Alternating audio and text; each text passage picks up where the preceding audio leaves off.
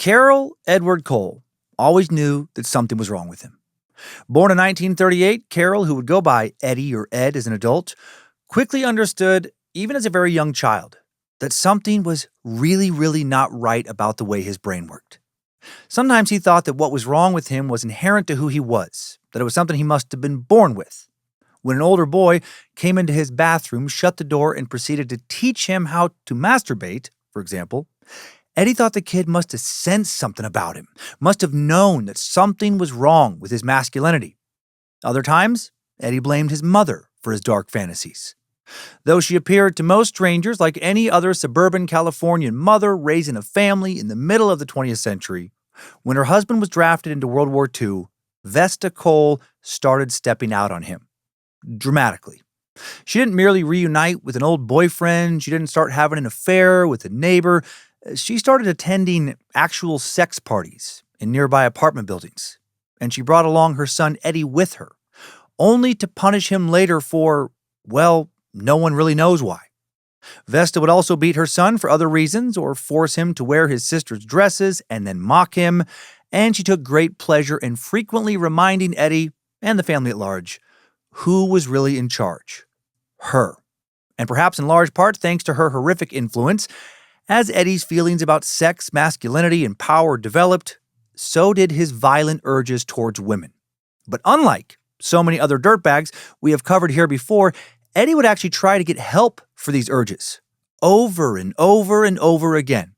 Eddie told all sorts of people like guards at jails where he was imprisoned on minor charges, police officers who just happened to run into him on the street, that he had violent fantasies about women, that he wanted to strangle them, to kill them, to rape them, and that he wanted help so he could get rid of these thoughts. And then often try and get him that help. He'd spend a lot of time in a lot of different psychiatric facilities talking to a lot of different doctors. But he wouldn't be fully honest with them about where his violent fantasies came from, and they'd never really be able to get to the bottom of it and get him the help he needed. He also tried drinking these fantasies away or filling his days with shit like gambling, hoping that the right combination of alcohol, distractions, and exhaustion would eventually make the image of his hands around a woman's throat just go away. But it didn't. Nothing did. And soon he acted on these fantasies with women he would meet in bars, women who flirted with him, thinking that they were on the same page about a night of fun. Most of them were already in relationships, stepping out on their husbands or boyfriends, and Eddie thought they took pleasure in mocking the hard-working, family-oriented men they had back at home. Many of them were also alcoholics. Their senses fuzzy by the time they walked out, their reaction times delayed when Eddie put his hands around their necks. In short, they were a lot like Eddie's mom, Vesta, and he hated his mom. The dark, fascinating, and oh-so-frustrating story of Eddie Cole, the guy who kept telling everyone that he was dangerous, the guy who kept getting picked up by the police, but then put right back out on the streets on another true crime, serial killing edition of Timesuck. This is Michael McDonald, and you're listening to Timesuck. You're listening to Timesuck.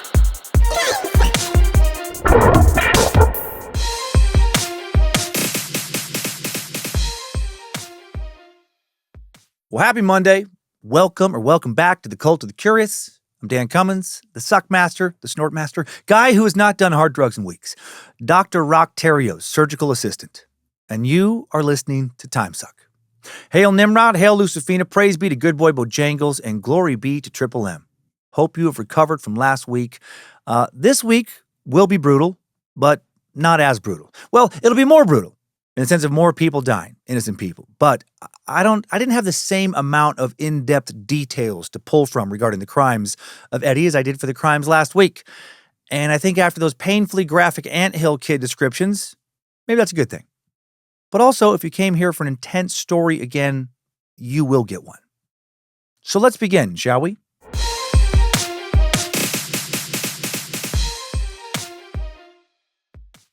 We head back to the realm of serial killers today. Not much info needed up top.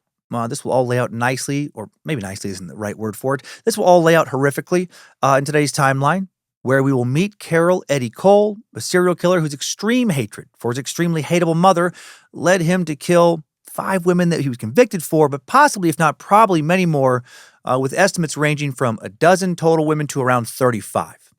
And he also, if you believe Eddie, murdered a boy when he was just 8 years old himself. Let's jump in. Strap on those boots, soldier. We're marching down a Timesuck timeline.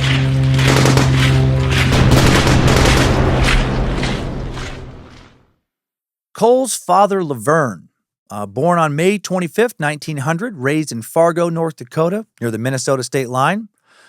Don't hear a lot of guys named Carol. Also don't hear a lot of guys named Laverne. There's not much info about Laverne until he arrived in Sioux City, Iowa. There he met and married a woman named Vesta. Also don't know a lot of Vestas. Vesta Odom, who had been born on September 4th, 1904, and two settled down to raise a family.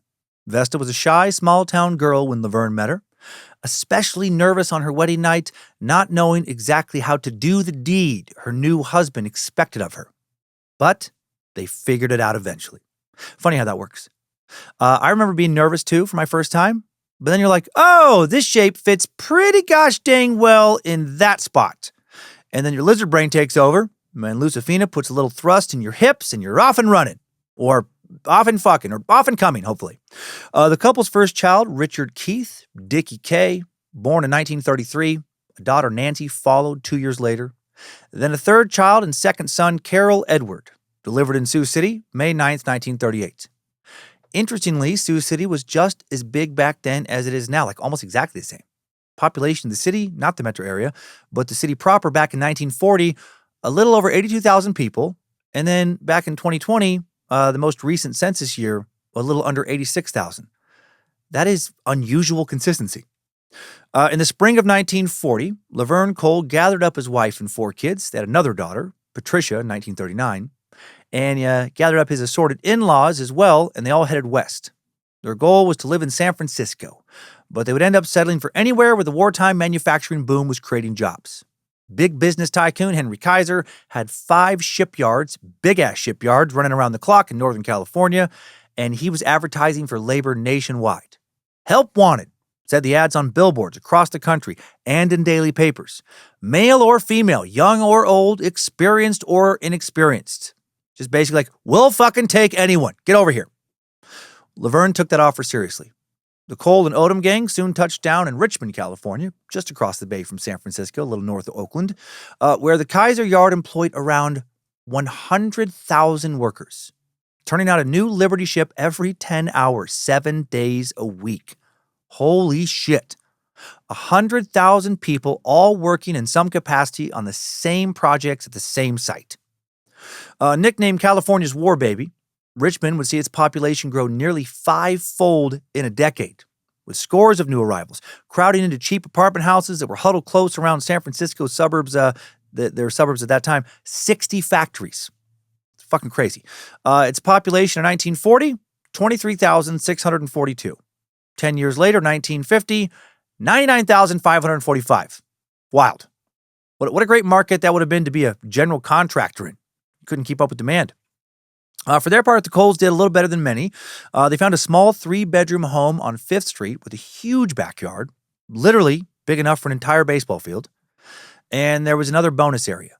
Beneath the house, young Eddie found a private place with access from a crawl space underneath the porch, flattening cardboard boxes to pave and insulate a, quote, fort that ran the full length of the house from front to back. Some of Eddie's earliest memories will be of playing in this fort or wrestling his brother in that big-ass yard. Another early memory would come from December 25th, 1940, Christmas Day, when a bunch of family members gathered at the clubhouse of a golf course Vesta's parents now managed, celebrating the holiday by dropping coins into the illegal slot machines that flanked the bar. But it was kind of a sad celebration because Eddie's dad had just been drafted into World War II. He'd managed to get Vesta pregnant before he left, and their daughter and 5th child, Linda, would be born the following year. By 1943, with her husband away and kids crowding the house, 39-year-old Vesta itching for a different kind of life, or at least something to take the edge off. She definitely knew how sex worked now, for sure. And minus the getting pregnant part, Mama liked it. Her pee was starving, and only some D would truly satisfy it. Feed me, Seymour. Feed me all night long. That was from Little Shop of Horrors. If you're like, what? Who's needing fed? One afternoon, while Eddie played with toy soldiers in the garden, his mom called him inside. Reluctantly, he left his game and went inside the strangely silent house, normally full of kids. At this time, both Nancy and his brother Richard were off at school, Patricia and the baby at a neighbor's house. He found his mom waiting in the kitchen, and she told him, "Go get cleaned up. We're going visiting." And then she took him to a neighborhood of bleak apartments managed by the local housing authority. And at one building, they climbed the stairs to an upper floor apartment. In front of the door, Vesta told Eddie not to tell anyone anything about what was going to happen next. And she knocked. A girl about Eddie's age, stark fucking naked and filthy, not concerning at all, answered the door, standing there until a man brushed her aside and invited Vesta in. Vesta immediately kissed him, and he took her in his arms, pressing their bodies together and squeezing her butt through her dress. Inside, there were 3 more couples in the small apartment's living room, all in various states of fondling. Eddie turned just in time to see his mom disappear down the hallway. It's fucking crazy. A few moments later, while exploring, he peered into a room, saw a very, very old person in a wheelchair, and this shriveled, decrepit figure scared the shit out of him, and he screamed. Vesta soon reappeared, and instead of comforting him, she just laughed at his tears. And then the little girl from before, who I guess had clothes on now, hopefully, then led Eddie outside to play, but a gathering group of neighborhood kids would tease him for having a girl's name. He still went by Carol then, shoving him, tripping him, kicking him, punching him, just being shitty kids. Aren't kids raised by shitty parents so much fucking fun? Shitty people creating more shitty people. Literally the worst thing humanity does collectively. If we could ever somehow, someday get the worst of us to just stop fucking, and the best of us to fuck more. Oh, what a time to be alive. It would be the dawn of a new age. This is the dawning of the age of Aquarius. Age of Aquarius.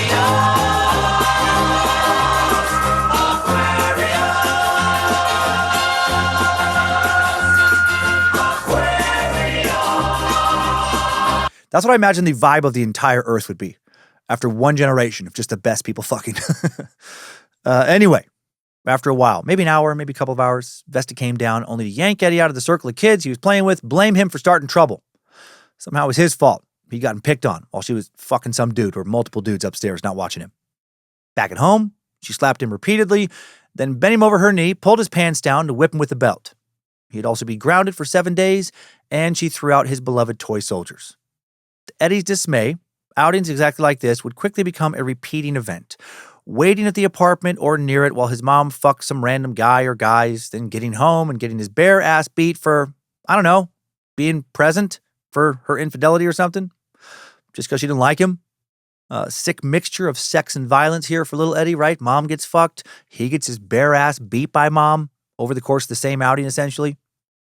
And it wasn't always just beatings Vesta dished out. Sometimes it was humiliation. One humiliation involved forcing Eddie to wear one of his sister's dresses while his mom entertained other women from the neighborhood, introducing him as Mama's little girl. And then they would all laugh at him. Mama had a real mean girls club going on, I guess. Birds of a feather, I suppose. Vesta allegedly enjoyed fucking with Eddie so much that in the fall of 1944, when he was 6, she decided to keep him out of school for another year. He was just too much fun to have around. I can't let him go to school. Miss out on all this laughter and mockery. Because of this, Eddie would start to spend more time in his cardboard fort beneath the house, hoping he could wait out his mother's rages until his dad came home from the war and got everything back to normal. By the spring of 1945, Eddie's father was back, and there was a huge party to celebrate his return. But Eddie was terrified of spending any time around his mom, so he hid. And this would apparently be a disaster. Cole later recalled, "Dad must have noticed me and made some comment to my mother, because she came around and told me that she needed help with something from the house. Drunk, Vesta stumbled into the house, dragging Eddie behind her. Then she began to twist and pinch his ears, berating him for acting sad. She also twisted his arm behind his shoulder hard enough to make him squeal, and nobody came to help him. This moment shattered Eddie's belief in his father's masculine authority. His dad was back, and he wasn't going to do shit to protect his son. Of course, with Laverne back, Vesta could not go as easily to various apartment buildings where she had these sex parties. That's how they're described in sources, sex parties. How did she find out where sex parties were being held? Why did I never get any sex party invites when I was single? How was she pulling that off in the 1940s, no less? So many questions. Eddie got to go to school now. that Eddie's problems would not get better at school. Now a year behind his classmates at Nystrom Elementary. I think it's Nystrom. Might be Nystrom, like it would be pronounced in Scandinavia. I looked, but none of the videos about the school ever say the name. Eddie was immediately a target here, aside from the taunts about his girly Carol name. A girl named Evelyn also called him Cabbage Head because I guess he had cabbage-heavy lunches packed by his mom. And that nickname would stick with him until junior high. I mean, that is a pretty good nickname. I know it's messed up, but Cabbage Head does have a fun ring to it. In class, little Cabbage Head spoke when spoken to, paid attention to his lessons. His grades were satisfactory, but he was also easily distracted, something that would not help in his weekly catechism class at the local Catholic church near downtown Richmond. There, nuns loved to slap idle students' hands with rulers. Yet another example in Eddie's mind of abusive women taking out their anger on defenseless targets. As Eddie grew older, the tension between him and Vesta did fade somewhat, but there was always an undercurrent of anxiety in the house. And soon he would have another source of anxiety to add to his overflowing mental bucket: sex. Started on a lazy afternoon at home when Eddie was only around 8 years old. He went into the bathroom to relieve himself. But midway through, the door swung open to reveal one of his brother's friends. Instead of backing out with an apology, the friend stepped inside and closed the door. And then this friend taught Eddie how to masturbate. Huh. What the fuck was wrong with that kid? I'm guessing he may have been molested himself to have been sexualized already. That is so fucking weird. I am so thankful I did not have a jerk-off tutor. I feel grateful. I'm 100% self-taught when it comes to jerking off. And you know what? I gotta say, I don't feel like it's held me back. I think it's worked out. No lessons were actually needed. I've had a long, successful run now. I don't want to brag, but I feel like I'm pretty good at it. I can switch hit, right hand, left hand, job still getting done. Lotion, no problem. Jerking off for Eddie soon became a compulsive pastime, as tends to be the case when you're young. And soon little Eddie was jerking it in the bathroom, in the cave beneath his house, in the room he shared with his brother Richard, and he was doing it quite a bit. And he was getting weird with it. He'd be sitting on his bed with the door wide open and a clear view of the family room. Beyond while he would beat it. Now that's a no-go, Ed. Jerking off is a private affair, at least until you get older. And, then if you want to engage in some consensual kink, by all means, round up that circle jerk, right? But like this, no, don't be a sexual terrorist. Don't force other people to fucking see your hard dick. Soon, girls would enter the sexual equation as well. Too soon, fucking way too soon. A couple of weeks after the bathroom incident, so he's still around 8 years old. Eddie was playing with a female relative in the house alone.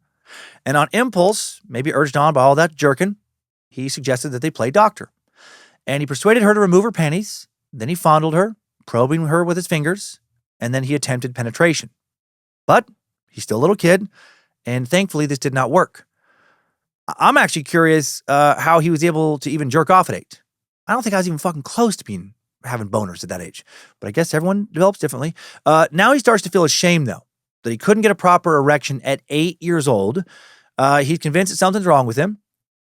No, dude, nothing was wrong. You were just way too young. That idea, though, that he was lacking would be reinforced quickly by two of his frequent playmates. His two best friends at this time were a boy and a girl, kids he would known for years.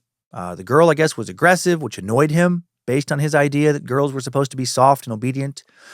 She also seemed to have a crush on him, which also annoyed him. And one day they were wrestling, and the girl had him pinned to the ground as Eddie's new puppy played around them in the yard.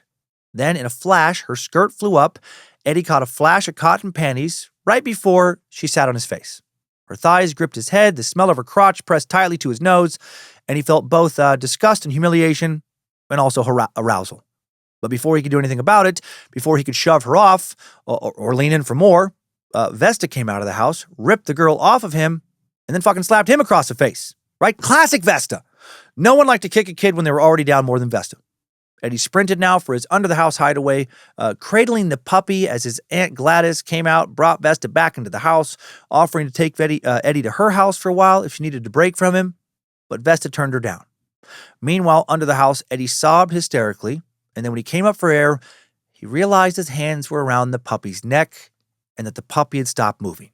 This is what he would claim anyway, that he unintentionally strangled this dog. Though Jangles isn't buying it, I'm not so sure. Maybe that's how it happened. Little Cabbage Head feels more shame over this, of course, guilt, self-loathing. He buries the tiny corpse, not telling anybody about what happened. And now Eddie has changed. Soon after all that, He'll start fighting back when anyone teases him about his girly Carol name, and sometimes he'll go even further.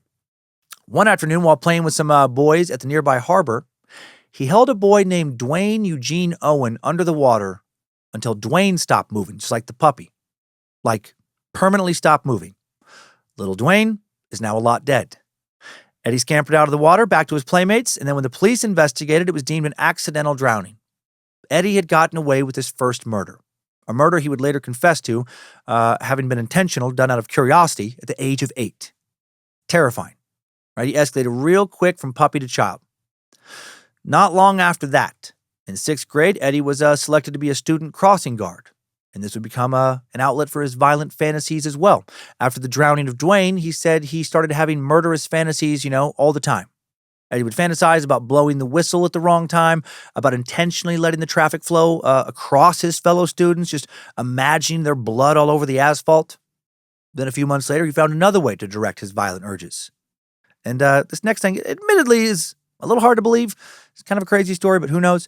Apparently, though, a popular boy beat him in the last round of a talent show, some kind of talent contest at school. And a few weeks later, after school had let out, the kids are all hanging out by some road grading equipment in front of the school. As the boys scrambled over the construction equipment, Eddie got in, waited until this boy's hand slipped between the tread and sprocket, then kicked the gear shift once and smiled as the truck crunched down on the boy's hand, permanently maiming him. That'll teach that motherfucker to do a better job lip-syncing or hula hooping or whatever he actually did to win the talent show. I mean, I don't know about that one. I don't know if he could actually figure out how to run equipment like that when he's so young, but maybe. If it happened, once again, nobody associated Eddie with this incident. Then that fall, Eddie entered 7th grade at Roosevelt Junior High School, a gloomy brick complex that filled up a whole block with the adjacent lot fenced off for playing fields. And Eddie would not do well here. Academically, he churned along in the D-plus range. His poor grades in gym and arithmetic pulled down his solid C average in other subjects. I guess he did get a B, though, in something called attitude.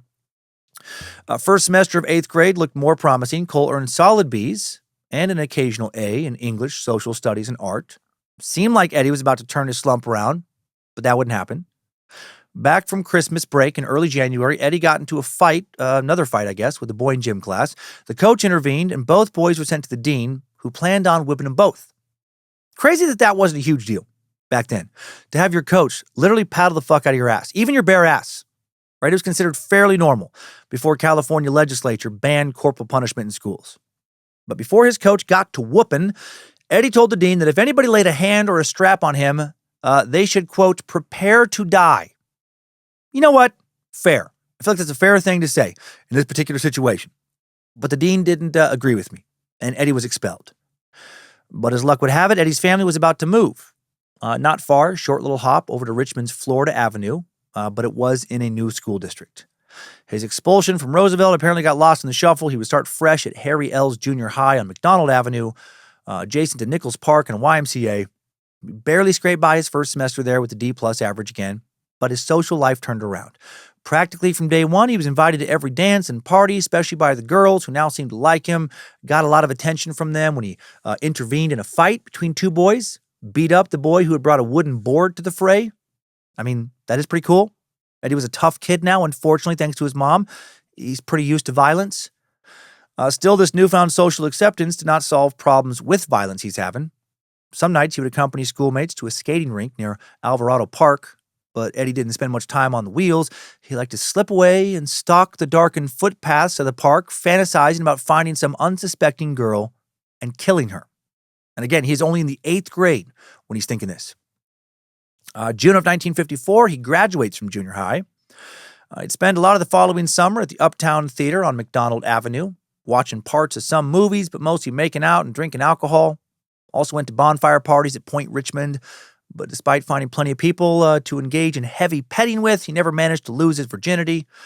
His best shot was Ellie Roth, a girl 2 years older than him, who he would describe later as having, quote, the nicest set of cans you'd ever want. Cans. I forgot about that slang term for breasts. What a weird one. Why cans? I guess firm breasts maybe can look like a set of cans sticking off the chest. I'm not sure of the etymology there. Eddie and Ellie apparently made out a lot. Ellie seemed plenty eager, moaning when he slid a hand beneath her bra. One night, she steered him to a playground near her house, and they sat on the swings, Ellie rubbing up against him. She then suggested they move to a nearby car, and they slipped inside. They both undressed. Ellie spread her legs, but when young Eddie tried to penetrate her, once again, couldn't get hard. Eddie wiggled out from under him, confused, maybe feeling rejected. Then Eddie got mad for a moment, pinned her down, his hands braced against her shoulders, ready to try and strangle her. But then he remembered that Ellie's parents knew she was out with him, that if anything happened to her, it would be traced back to him. So he abandoned whatever horror he had planned, and he simply ran away. Man, I wonder if Ellie ever found out who this fucking psycho became, how close she came to a very early, terrifying death. Eddie would next enroll at El Cerrito High School in the neighboring town of El Cerrito that fall, and his newfound social clout did not extend to his new environment. Random trivia, Phil Lesh from the Grateful Dead would attend this same high school just 2 years below Eddie. John Fogerty, lead singer for the Creedence Clearwater Revival, would go there 7 years after Eddie. The original lead singer of thrash metal band Exodus went there too. A guy who produced albums for Metallica went there. When Eddie went there, several future Major League Baseball players were going to school with him. Eddie probably not hanging out with that crew, though. He was decidedly not in any cool kid clubs. He pulled straight D's his first semester at El Cerrito, with conduct grades of U for unsatisfactory in English, boys' glee, and machine shop. Second semester, failing grades across the board. Got even worse, with Cole also absent 27 out of 88 days. The failing grades and absences mostly owed to the fact that Eddie was now regularly drinking beer on his lunch break. Beer he'd gotten from burglarizing a local liquor store with a friend. And then they got caught. It was the first arrest for both young men, only the first of so fucking many arrests for Eddie. It is preposterous how many times he is going to be arrested going forward. Eddie's friends' parents promptly bailed him out, but Mama Vesta overruled Laverne's attempt to do the same, forcing Eddie to sit out a 2-week stint in juvenile hall. Eddie was terrified there. Later said he cried himself to sleep every night. During the day, he was stone-faced, though, hating his dad for not standing up to his mom. And now a pattern of regular incarceration will follow. Following this initial stint in jail, there would be more trips to the juvenile facility, most of them for alcohol theft or curfew violations, not sure exactly how many. Now Eddie begins to think that it's time to get out of town. Eddie and another friend decided to join the National Guard on a whim to do so, lying about their ages, forging parental signatures on their applications. But the lie was caught, and Eddie was released without dishonor in June of 1955 when he was 17. So he got him for a little while. And now his family has to figure out what to do with him, for a little while longer at least. Their solution was to send him to live with his older brother Richard and Richard's wife Edna, who were now living in Elko, Nevada. Fuck yeah, bro. One of the old stomping grounds of another weird serial killer we've covered, Mr. Butt Hairbrush himself, Richard Dick Bird, the Las Vegas Strip Strangler. Very scary dude. Instead of simply putting Eddie on the bus to Elko, his parents made the drive with him. 400 miles one way, with Vesta berating her son apparently nonstop as a disgrace to the family. Laverne tried to intercede at one point, but backed down when Vesta just told him to shut up. In Elko, Eddie's brother Richard was working as a bellhop at the commercial hotel, while Edna was staying home with the kids.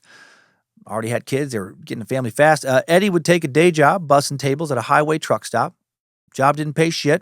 It was hard work. Soon he found a new job, also at the commercial hotel, where he began collecting, quote, some odd people as friends, as he would later put it. One of them, an older man, certainly odd, volunteered to relieve Cole of his virginity. Not by fucking him, though. But yes, that is what I was expecting. But by finding him a girl, which is also creepy, I have to say. Sure, kid, I'll help you find some sex. I got a girl in mind for you. I mean, there's no way that that's not creepy, is there? The world is full of so many fucking creeps. Together, these two allegedly picked up a waitress at the competing Stockman's Hotel, all three piling into bed for some sort of sex party. But the woman changed her mind once Eddie's friend had worn her out. What is happening?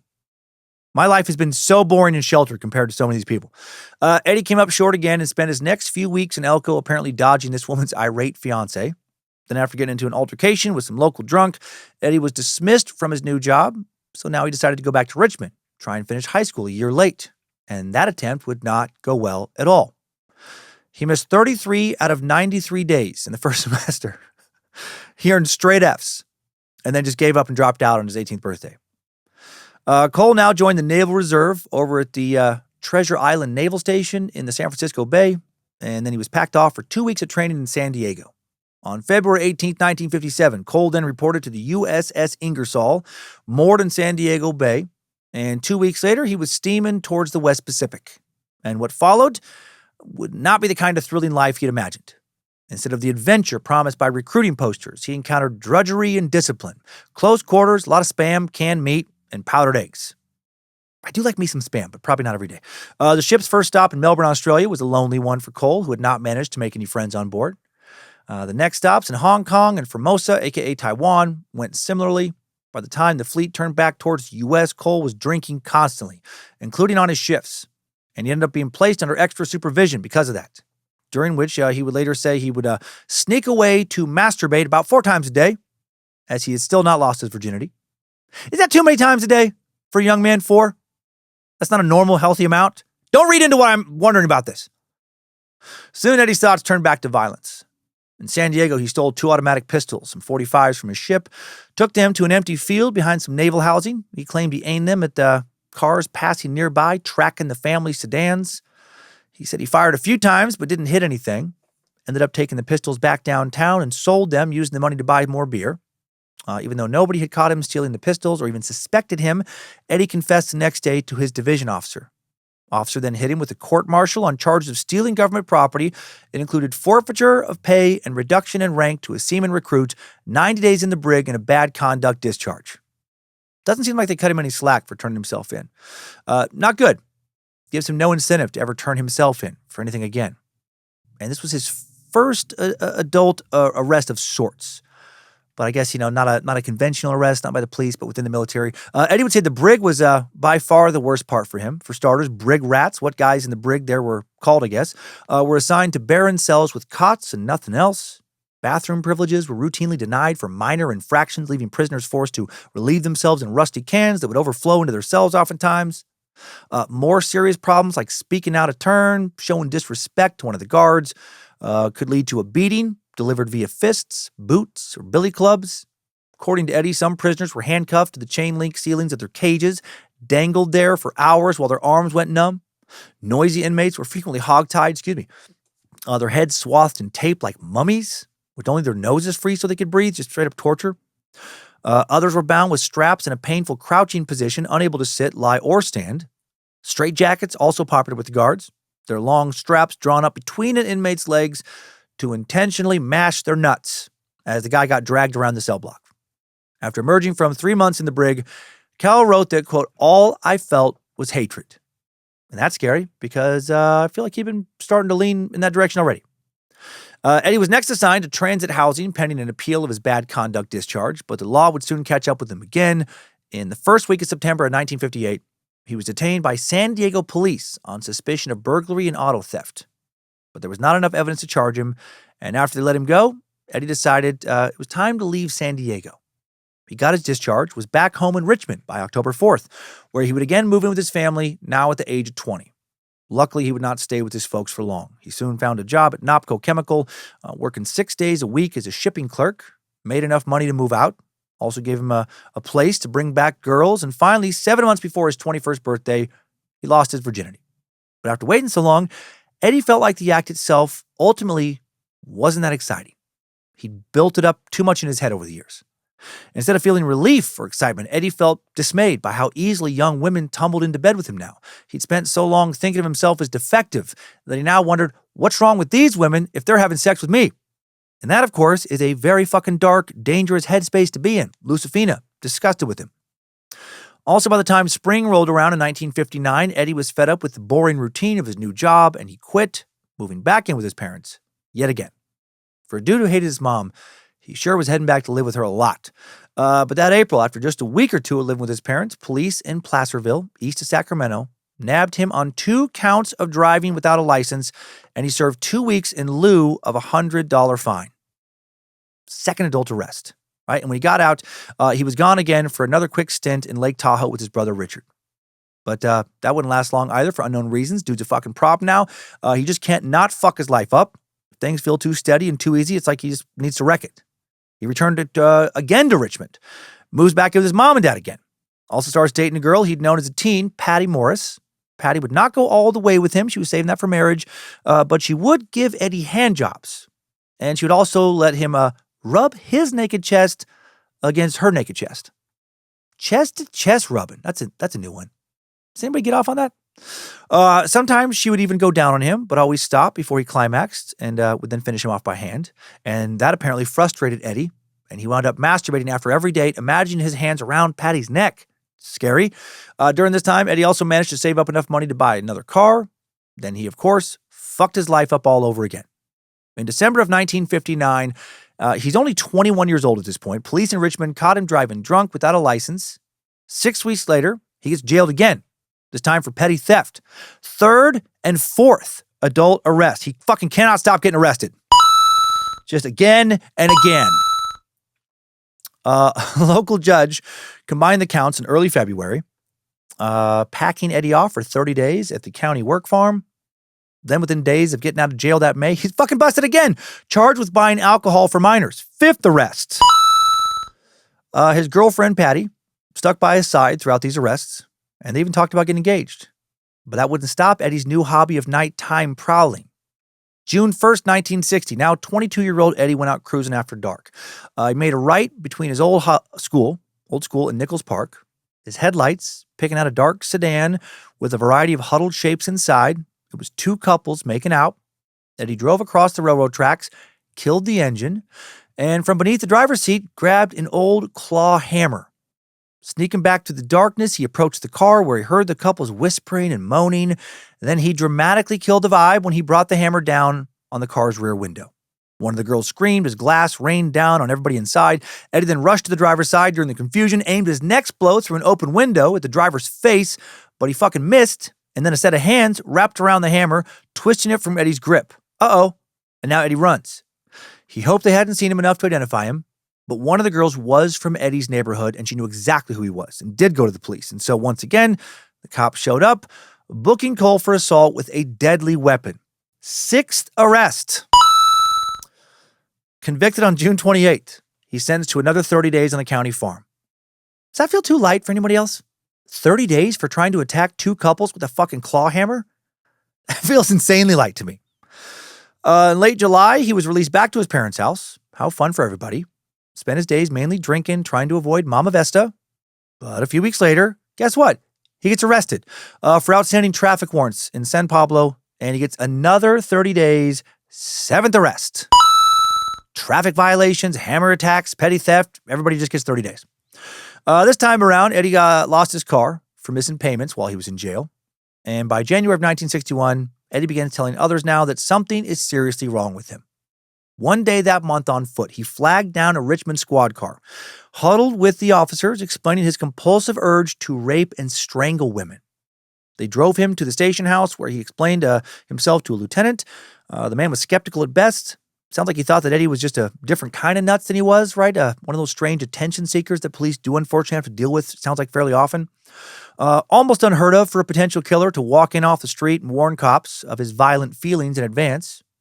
Cole waited while the officer made several phone calls. When he returned, he told Eddie that he should strongly consider going to therapy.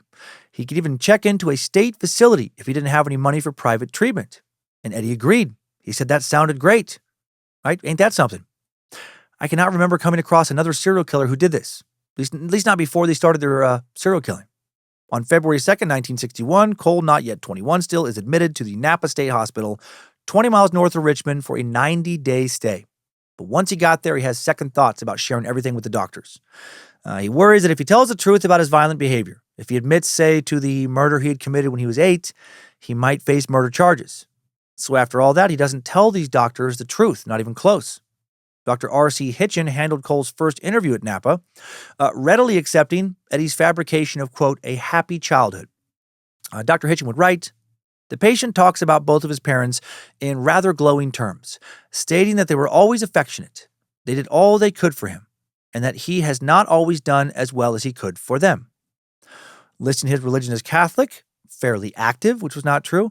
Eddie also described himself as a temperate drinker, not true, who had only been drunk about 2 times in the past year. He did at least admit to having a morbid urge to rape and murder women, which he said had plagued him since the latter part of 1959. And with that, Dr. Hitchin diagnosed Carol Cole as suffering from a schizophrenic reaction, chronic undifferentiated type. Other psychiatrists who met with him during his stay noted symptoms of depression and anxiety. None of them, interestingly, labeled Eddie as being a sociopath, even though he seemed to fit most of the criteria for that. And most didn't agree with Dr. Hitchens that Cole was schizophrenic. They said he had, quote, an emotionally unstable personality. And because of that, Cole would not have to take any medication, but he did have to go to group therapy. That wouldn't help, though, because nobody else in group therapy was experiencing anything close to what Cole was experiencing, or at least none of them would admit to it. Soon, Eddie was convinced that he had made a huge mistake by checking into Napa, and when his girlfriend Patty stopped visiting him, effectively ending what he, felt was an impending engagement, his suspicions felt confirmed that there was no point in talking to doctors. They couldn't help him. And the doctors, they really weren't sure what to do with him. They knew there was something wrong with him. They finally settled on antisocial sociopathic personality disturbance, and they noted that he had, quote, sadistic abnormal sexual tendencies. But they could not agree on a treatment plan. And so on March 25th, 1961, they discharged him with the recommendation that he apply for outside psychiatric treatment, but he would not. He would return home for what already feels like the 10th time, and back in Richmond, Eddie's family situation was degrading. His father, Laverne, was drinking more than usual. Vesta, drinking a lot as well. She won't stop nagging Eddie about finding a job and settling down. And you know what? I actually can't blame her for that. He did need to get a fucking job and try and find some consistency in his life. Once again, though, Eddie leaves town. He lands in Reno this time, where he gets a job as an apprentice bartender at the Horseshoe Hotel and Casino. But Eddie being Eddie, soon quits. And then he becomes a fixture on Reno's Skid Row, drinking and gambling and passing out in unlocked cars. Homeless, he soon will not have enough money to gamble, so it's back to crime, and this time Eddie picks his targets more deliberately. He wanted to target Reno's gay scene, figuring the police wouldn't do much about robberies of gay men, and it would be a good outlet for his own confused feelings about his masculinity. So fucking dark, right? What a life plan. What a just a depressing, debaucherous point to be in your life when you're trying to figure out what group of people are the most vulnerable for me to attack and make their hard lives even harder. He beat and robbed a gay man in an alley, netting about $100. He would repeat that routine whenever he ran short on cash, and he was right. These poor dudes were either too scared to go to the police or the police did not pursue any leads, and Eddie just kept getting away with it. He continued to spend his days drinking and gambling, having sex with whoever he could pick up, sometimes even threesomes when he could pull that off. Eventually, Eddie joined up with the group headed to Sacramento. The car they were in was stolen, though, and in Woodland, they were stopped by the Highway Patrol on June 5th, 1961. On July 13th, Cole would plead guilty to auto theft, and now he receives a 6-month sentence on the county farm, 8th arrest. Did about a month before the urge to get help overpowered him, and once again, he divulged his violent strangulation fantasies, this time to a guard. The confession got back to a lieutenant in command of Eddie's unit, and the guards removed Cole, placed him in a barren cell without a bunk or a mattress. He spent 3 weeks in solitary before being transferred to the county psych ward, where he would spend another month. There, he was asked if he would volunteer for treatment at the Atascadero Maximum Security Psychiatric Facility. To his credit, in this particular situation, he agreed, and by October 16th, he was on his way. But still, he wasn't ready to tell anyone the whole truth. Like before, he refused to admit that he'd had an abusive childhood, would not talk about his mother's infidelity while his dad was off fighting in the war, would not talk about how he'd been dragged along to those trysts, wouldn't talk about being taught about masturbation by an older boy, about drowning the kid when he was 8. There was so much he wouldn't share. So his violent thoughts and fantasies seemed completely disconnected from anything that had happened in his past, therefore completely inexplicable. Dr. Carl Klocka diagnosed Cole's problem as a, quote, personality trait disturbance, passive-aggressive personality with sexual and homicidal aggressive tendencies. In closing, the doctor dubbed Eddie a definite menace to society, recommending further tests. Clearly, Dr. Klocka was very concerned about Eddie. Unfortunately, there was not some magic pill he could give him to fix him. Back then, especially, the only cure for Eddie would have been, whatever stopped his heart from continuing to beat. But again, to Eddie's credit, he was trying to figure out how to get the evil out of his brain. In April of 1962, Eddie now sat for a new battery of psychological tests, including the Rorschach test, word association tests, sentence completion test, the classic Minnesota multiphasic personality inventory test. Clinical psychologist Erwin Hart found Eddie somewhat tense during these tests. Eddie initially insisted that he was ready to be discharged, but when Dr. Hart analyzed the findings of these tests, he disagreed. As recorded by Dr. Hart, My conclusion is that psychotic mechanisms are operating in this patient. I suggest that the patient be referred for retesting after about 2 months so that comparisons may be made with present data in the hope of obtaining more definite conclusions. However, Hart's recommendation was ignored by the Atascadero staff, and Cole then tried to take matters into his own hands that August, filing a writ of habeas corpus in an attempt to secure his release. Psychiatrists did try to keep him. They sent him for more testing on September 4th to the Stockton State Hospital, a minimum security facility. He arrived there by the 12th. But Eddie's patience for treatment had run out. There, he refused a kitchen work assignment, insisted that all his necrophilic urges had gone away. And yes, I guess part of his strangulation fantasy had become the urge to have sex with victims after they were dead. Eddie's case was reviewed by the staff on November 26, with some staff member listed as Dr. Weiss presiding. The exercise included a fresh interview with Cole in which Eddie continued to rewrite his own history. In this version, his theft of pistols in the Navy now became a plot to kill an unarmed girl he thought had given him a STI. The doctor saw through that story to a deeper, more concerning pattern. The female figure is very threatening to him, and he wants to kill it, as he did the girl he thought had given him VD, noted his case report. He is hostile towards his mother, the prototype of all female figures. He dare not rape the woman in his obsessions. He must kill her first. The report diagnosed him with schizophrenic reaction, chronic undifferentiated type, and recommended him for ground privileges in line with Eddie's request to go work in the carpentry shop. By February 7th, he was doing well enough to get a town pass, which allowed him to go look for work in Stockton. But when he would leave the facility, he would spend most of his time in bars, drinking, drinks he bought with the money he got from federal disability checks he received for being hospitalized and not working. Apparently, the hospital didn't even try to look into what he was doing during his days out. Nor did they look into it when on March 4th, 1963, he was arrested for disturbing the peace, which earned him a 90-day jail term with 3 years suspended now. And that is arrest number 9. Apparently unaware of his patient's incarceration, Dr. A.B.R. Smith signed release papers on April 19th, granting Cole an indefinite leave of absence to self. Doesn't sound like they were running a real tight ship at that hospital. After his jail term, it would be off to Dallas now. Heading off to Texas, once again, to live with his brother Richard in a small house on Throckmorton Street. Poor Richard, man, he just can't get rid of this motherfucker. Not even when he moves halfway across the country. Soon, Eddie will discover that Dallas is as good a place to prowl as any. One night in June, he took a bus north to Love Field, or towards it, Love Field, where he followed a woman when she got off at her stop.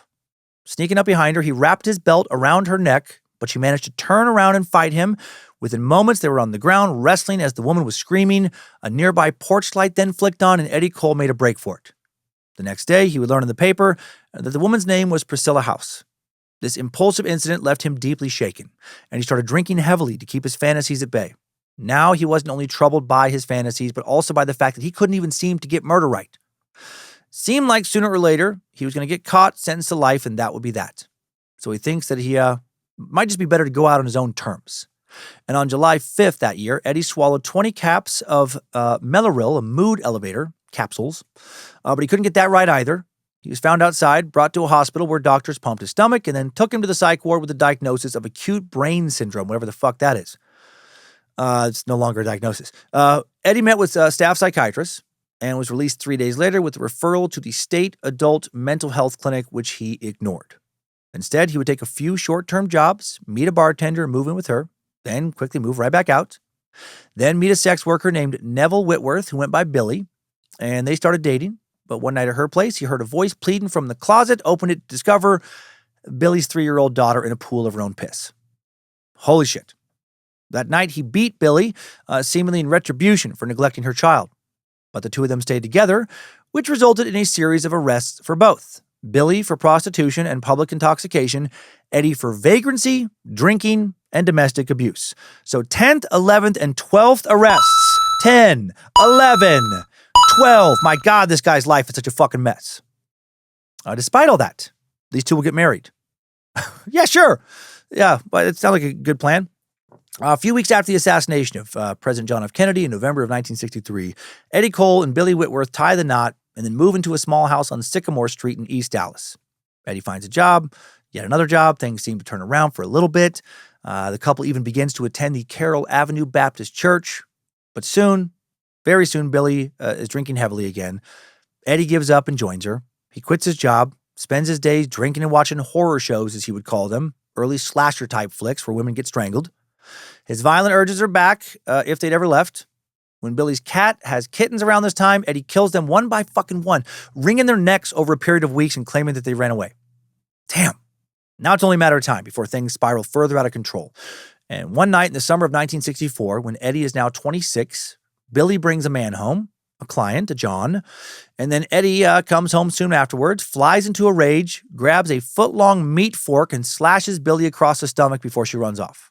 Eddie then turns to Billy's daughter, who's now 4 years old, starts to drag her around the apartment by her hair. Oh my God, this is fucking so much trauma.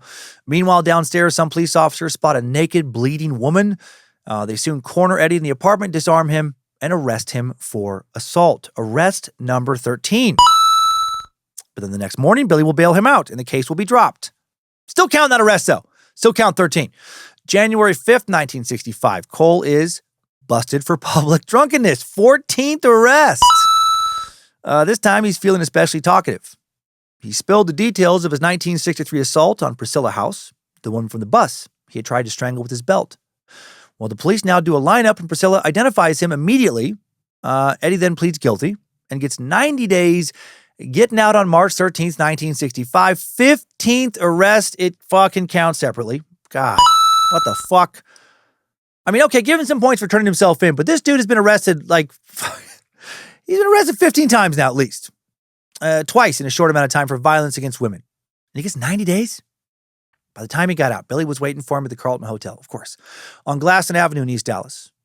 He will join her and Billy's daughter. How fucking great. Then on August 10th, after a long fight, Eddie storms out, hitchhikes his way across town to Richard's place, his brother, borrows his brother's car, drives back to the hotel around 1 a.m. in the morning, parks behind the Carlton, goes to the back door with a can of gasoline he's got. Outside of Billy's room, he starts pouring it while he backs up to the exit. Then he strikes a match, throws it in the gas, flames fucking, take off, and then he runs away. And then after all that, he calls the hotel's operator, and he asks her, quote, "How'd you like that fire?" He's very not good at crime. He truly was nuts. Obviously sensing that this could be the arsonist, the receptionist flatters him. Man, smart thinking on the receptionist's part. She tells him that, man, that was really something. And after a few minutes, he asks her out. And she's like, "Sure, I'm leaving work in just a few minutes. Can you come pick me up?" And he thinks she's serious. He actually thought that she was going to go out with him. He's going to show up, take her out on a date after all that. No, when he gets there, the police are waiting for him. Of course they are. And he will formally be indicted for arson on August 19th. Now we are at arrest number 16. 3 weeks later, psychiatrists at Parkland Memorial have another chance to pick his brain. One doctor notes that Cole was, quote, carrying magazine clippings and photos of men strangling women and claims he gets sexual satisfaction from acts of this nature. Holy shit. Carrying around magazine clippings of dudes strangling women. That's a pretty big red flag. Diagnosed with a schizophrenic reaction, chronic simple type, he is returned to jail pending trial. He will then be convicted in March of 1966 and receive a 2-year sentence, still not great. It begins on March 25th. Dude tries to fucking burn his wife to death, maybe her kid, whoever else happened to be staying at the hotel, and he gets 2 years after having a long criminal record. Awesome. He'll only spend 9 months at the Eastham Correctional Facility before getting parole January 5th, 1967. Free again, for fuck's sake. He now moves to Fort Worth, just right next to Dallas. Then within weeks, he catches a bus to Oklahoma City, where he will enjoy the single life, going out to bars, picking up women, and dating a teenager named Lisa. Fun. Her exact age not mentioned. He's 28. They don't date long because he's still married. And when his wife Billy shows up in OKC looking for Eddie, Lisa bolts. He and Billy will now live together again, dear God. And then on April 8th, 1967, Cole will be put in jail again on a charge of vagrancy by pimping, a.k.a. living off of the income of a sex worker. And that is can you guess? That's his 17th arrest. Gets off with only a $20 fine this time. But it's enough for Eddie to want to leave both the city and his wife. Catches a bus to Tulsa, leaving Billy behind for good. From Tulsa, it's off to St. Louis. Then on Saturday, May 27th, he hitches a ride to Lake Ozark, Missouri, with the couple and spends 3 days in a booze and pill-induced blur. He's still there on May 30th when he staggered out of a bar at 2 a.m. without a place to sleep. Made his way down Highway 54, passing Bartlett's Cafe, notices a staircase on the side of the building, goes up looking for a place to sleep, but instead of a storeroom, finds an apartment, and the door's unlocked. A woman was sleeping in the bedroom. Eddie slowly lowered himself to the ground to crawl under her bed like a fucking ghoul. A few moments later, he rises up, wraps his hands around her neck, and she starts to scream. Yeah, of course she did. It's fucking terrifying. It's like a monster. Then he quickly hears startled kids' voices. Hadn't expected that. He staggers away from the woman, stumbles out of the apartment, past the late-night partiers headed home, ducks down an alleyway, but some people had saw him run. They heard the woman scream. They ran after him, caught him, wrestled him to the ground, and held him until the police arrived. And hail Nimrod. Fucking love a good citizen's arrest. Good on those people. Help them when they did not have to. Highway patrolman Herb Thomas will get the call at 3 a.m., but by the time he gets there, Eddie Cole has already told everyone who will listen exactly what he'd been up to. Kind of. What he thought he was up to. He didn't know that the woman he'd been strangling was actually an 11-year-old girl, Virginia Roden. He had just tried to murder a child. Patrolman Thomas drove Eddie to the Miller County Jail, delivered him to the sheriff's custody, where he was held on charges of felonious assault with intent to ravish. 18th arrest. I think, were we already at 18? There's so fucking many. Feels like it's been a million arrests. Okay, I think that was 18. 3 weeks later, he stood before Judge James Riley and pled not guilty by reason of mental defect. Judge Riley packed him off for 90 days of observation at the Fulton State Hospital, where doctors found Cole criminally sane and competent to stand trial. And now Eddie Cole could have been put away for 10 years, the maximum sentence, but Miller County's prosecutor did not want to put the county through an expensive trial. If Cole would plead guilty to the lesser charge of assault with intent to kill, not assault with intent to rape, he'd only get 5 years maximum and wouldn't have to put his name on a sex offender registry. I fucking hate our justice system sometimes. I really do. People in prison for life for drugs and sexually violent motherfuckers constantly getting put back on the street. Why are we collectively so fucking stupid in this regard? Also, how is intent to kill a lesser charge than intent to rape? I think because we're stupid. I actually think that's the answer. Because collectively, we are a fucking stupid society in so many ways. Eddie, of course, takes the offer. He'll get 5 years on March 11th, and 2 days later, he is transferred to the state's maximum security prison in Jefferson City. Perched on a ragged bluff overlooking the Missouri River, the prison's gray stone walls enclosed 47 acres, dubbed the Bloody 47 by Time magazine in 1967, for the crazy rate of inmate homicides. Operating from 1836 all the way to 2004, it was the oldest prison west of the Mississippi for many years, and held some infamous inmates like James Earl Ray, Martin Luther King's killer, heavyweight champion boxer Sonny Liston, dude we met in the Muhammad Ali suck. Back in 1954, a little over a decade before Eddie showed up, the prison had seen a 15-hour riot that left 5 inmates dead and 7 prison buildings in ashes. The state of affairs had degraded to the point that inmates were effectively in control of the prison, forcing guards to buy protection with gifts and favors, and the most powerful inmates would wind up in hospital rooms outfitted to look like private suites. Things were so bad at this place that a few days shy of Christmas 1964, only 3 years before, Warden E.V. Nash shot himself to death at his desk. Just frustrated, with how fucking terrible this place was. Cole would have a front row seat to watch homicides happen all around him now, in the dining hall, in the yard, in cell blocks and bathrooms. And while stuck in the Bloody 47, Cole got the news that his estranged wife, Billy, had died in Oklahoma City due to a combination of pneumonia, diabetes, and rot gut. Boo! Hard living caught up with her. On May 1st, 1970, Eddie Cole is a free man once again. He spent the best years of the hippie counterculture revolution behind bars. No summer of love for this motherfucker. Not that he would help that at all. He decidedly did not feel rehabilitated, not even a little bit.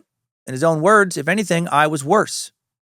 On his way out, he received a suit, $50, and a one-way ticket to Charlotte, North Carolina to attend a school for heavy equipment operators, which would offer him a weekly stipend for the three-week course. But Eddie didn't like Charlotte. He thought the drinks at the bars were watered down. This is actually his reasoning. He thought the drinks at the bars were watered down. The girls were too flat-chested. And he didn't like the way black and white people seemed to get along. That was his 3 big beefs with Charlotte. Watered down drinks, flat-chested women, too much racial harmony. That's some very interesting reasoning. Fuck this town. Can't get a stiff drink. What's up with all these white people being all fucking nice to black folks and vice versa? Thought this was the South, goddammit. And another thing, where'd all them titties go? There's a damn titty drought going on in this cursed town. I won't have it. I don't need much, but I do need a strong drink and some big old cans. By the time the heavy machinery program was over, on May 25th, he decided it was time for a change of scenery. He headed to Texas to find bigger titties, stopped over in Dallas on the way to El Paso, checked into the cheapest hotel he could find, promptly walked across the border to find a sex worker, ended up finding 2. Fucking 4 good titties. Offered a threesome to him, but no matter how hard they tried, he just couldn't get it up. Back on that impotence grind. That's not going to be good for his anger. I guess maybe their titties weren't that big. Maybe they weren't fucking big enough boobs for his liking. What the hell is going on in this crazy world? Am I the only man left who cares about tickle bitties? It's goddamn ridiculous. After a few months in El Paso, he gave up finding his coveted Texas-sized titties, wound back up in Reno, where he let his violent fantasies take center stage once again. I feel like there probably was a lot of big titties in Reno. On 2 occasions, Eddie later wrote, I tried to strangle women I met in bars. One was up near Truckee. Other was in Reno, in a parking lot just off the railroad tracks. They got away both times. If only he could have stayed that bad at strangling. If only he could have been as bad at strangling as he was at the rest of his crimes he tried to commit. September 19th, 1970, Cole, now 32 years old, entered the Reno police station and surrendered to the desk sergeant, confessing his desire to rape and strangle virtually every woman he met. And I have to admit, I do feel bad for him and that he just kept trying to get help, and it just never worked out. He was booked on a charge of disorderly conduct while the cops decided what to do with him. And I will count that. That's his 19th arrest. 19 now. September 24th, a judge ordered him to the state psychiatric hospital in nearby Sparks, Nevada, where Dr. Felix Peebles recorded his initial diagnosis of, quote, antisocial personality with alcoholism with compulsion to strangle and rape pretty females. Felix Peebles. That's an unfortunate name combo, isn't it? Dude sounded like a rare STI. Oh my God, look at this dick rash. I think I have Felix Peebles. Does that look like Felix Peebles to you? Anyway, for good measure, Dr. Peebles added a question mark next to the diagnosis. Nobody knew exactly what to do to this guy. He probably should have been permanently institutionalized, but they didn't have the grounds for it. On October 13th, Cole was interviewed by psychiatric social worker Richard Watson. And this dick will think that all of this, the fantasies about rape, the murder, the necrophilia, all a ruse for free housing. Our impression of Mr. Cole is that he is a highly manipulative young man who was utilizing his difficulties with the law in the past and his threats of violence upon others to find shelter when he's out of funds or ways to get what he wants, he wrote.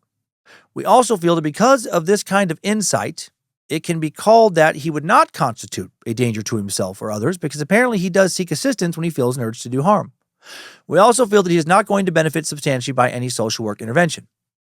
Well, this guy wasn't right here. Dr. Peebles agreed with that bullshit, and 10 days later, Cole is discharged. Now it's back to San Diego for this continually drifting Rolling Stone. There, he does check out a few mental health clinics, does receive a bit more counseling, but then he stops going by the end of October, and then he will sign up for training as a nurse's aide, a 6-month-long program. There, his instructor, a woman named Mrs. Baker, ended up taking a liking to him and offered him a room in her large house. But after throwing a big boozy Christmas party for her students, Mrs. Baker was fired from the training program, and then Eddie never went back to classes, and she also kicked him out. And now he started sleeping in a different motel every night, sometimes staying over with the women he met in bars. He had disability support now. He's getting those checks, so money's not the problem once was. On Friday, May 7th, 1971, Eddie went about his new routine, driving around looking for sex workers or women to try and pick up, bar hopping, wandered around on foot when he's too drunk to drive. And he arrived at one of his usual haunts, a bar owned by a slim brunette named Essie Buck. Don't know how large her breasts were. Don't know what Eddie's doing with that right now. Her mom was having her birthday party at the bar that night. And someone at the party asked Eddie if he wanted to tag along to the next spot, and Eddie agreed. One bar then turned into 2, it turned into 3 and 4, and soon Essie was asking Eddie if he knew of a quiet place where they could, go get to know each other a little better. He found a quiet place to park, started to fondle her, despite the fact that she was barely conscious. Of course, her consent didn't really matter to him, not this guy, not for what he planned. When he wrapped his hands around her throat, she did not resist. Once she was out cold, he began to rip her clothes off, but then he suddenly drew back at the smell of feces. She had soiled herself. And then she started to wake up. She could barely speak, but managed to say that she wouldn't tell anyone what happened. Seemingly, she thought that he had raped her. And Cole supposedly said, I know you won't. But then he strangled her again until she was dead. And now his real crime spree has begun. He put her body in the trunk, then dropped her clothes in a roadside ditch, took $100 from her purse, used the money to find a cheap motel for the night. He would spend the next day drinking at a bar, stepping out several times to visit Essie's nude corpse in the trunk. Jesus. After the bars closed, he made his way to an open field near a school, parked and took Essie's body out of the trunk to wedge her between two boulders, then sat next to her and drank a few beers, celebrating Sunday, May 9th, his 33rd birthday, with a naked dead woman he had killed. He's crazier than ever. It doesn't sound like he had sex with her when she was dead. The next morning, her corpse was spotted by a young boy on his bicycle. That poor kid. He immediately pedaled off to get help. Sheriff's deputy responded, placed the call to homicide, who found a nude white woman lying on her side between two big stones. It was obvious she had died somewhere else, but an autopsy did not find what they expected. No signs of rape or trauma. It wasn't even obvious how she had died. They did manage to identify her, though. Essie Louise Buck, age 39. A background check revealed that Essie was last seen alive the night of May 7th, leaving a Santee Tavern, or the Santee Tavern, with a male nurse named Carol Edward Cole. But Eddie, not associated with any address in San Diego at this time, and the case against him soon went cold. And this was not what Eddie expected. He initially thought the cops were going to find him. They were going to come for him immediately, but when 2 weeks had passed without anyone tracking him down, he started to relax, and he started to think about killing again. Now he has a taste for it, not just a fantasy anymore. At a bar named the Lady Luck, he soon met a blonde woman named Wilma, a Navy wife whose husband was out on a 6-month tour at sea. I'm guessing she reminded him of Mama Vesta. Wilma lived in National City, midway between San Diego and Chula Vista to the south. As they drank and shot rounds of pool, she hinted that she knew a place they could go next. The place was the National Club. And in the parking lot of the National Club, Eddie and Wilma kissed in the front seat of his car. And then he quickly locked his hands around her neck. Once again, she soiled herself. But unlike with Essie, he managed to finish the act right away this first time around. After he had strangled her, he then drove her corpse to an isolated spot along Route I-5, where he transferred the body to the trunk and laid down in the back of the car to get some sleep. Next night, he drove to San Isidro on the Mexican border, went a little into the brush to start digging, and he buried Wilma and finished off a 6-pack, leaving her in a shallow grave. It seems as if he had sex with her as well this time, but I can't confirm that specifically, but the way he refers to things later, I'm guessing that happened. A week later, he'll meet another woman at the Western Club, this one unnamed in sources. Once again, they make their way to the car where they make out, shedding pieces of clothing in the back seat. They have sex. But sex is no longer what Eddie really wants. He pushed her down into the seat once he had finished, fondling her nipples, letting her think maybe they were going to have round 2. But then he put his hands around her neck and squeezed until her body went limp. Then he may or may not have had sex with her corpse. He drove back to his hotel room where he masturbated repeatedly. That definitely happened. Picturing the naked woman pinned beneath him and dying. Also thought about how nice it would be to have her body in the room with him. Made some mental notes for what he would do with the next woman. Following day, buried her in the same area he had buried Wilma.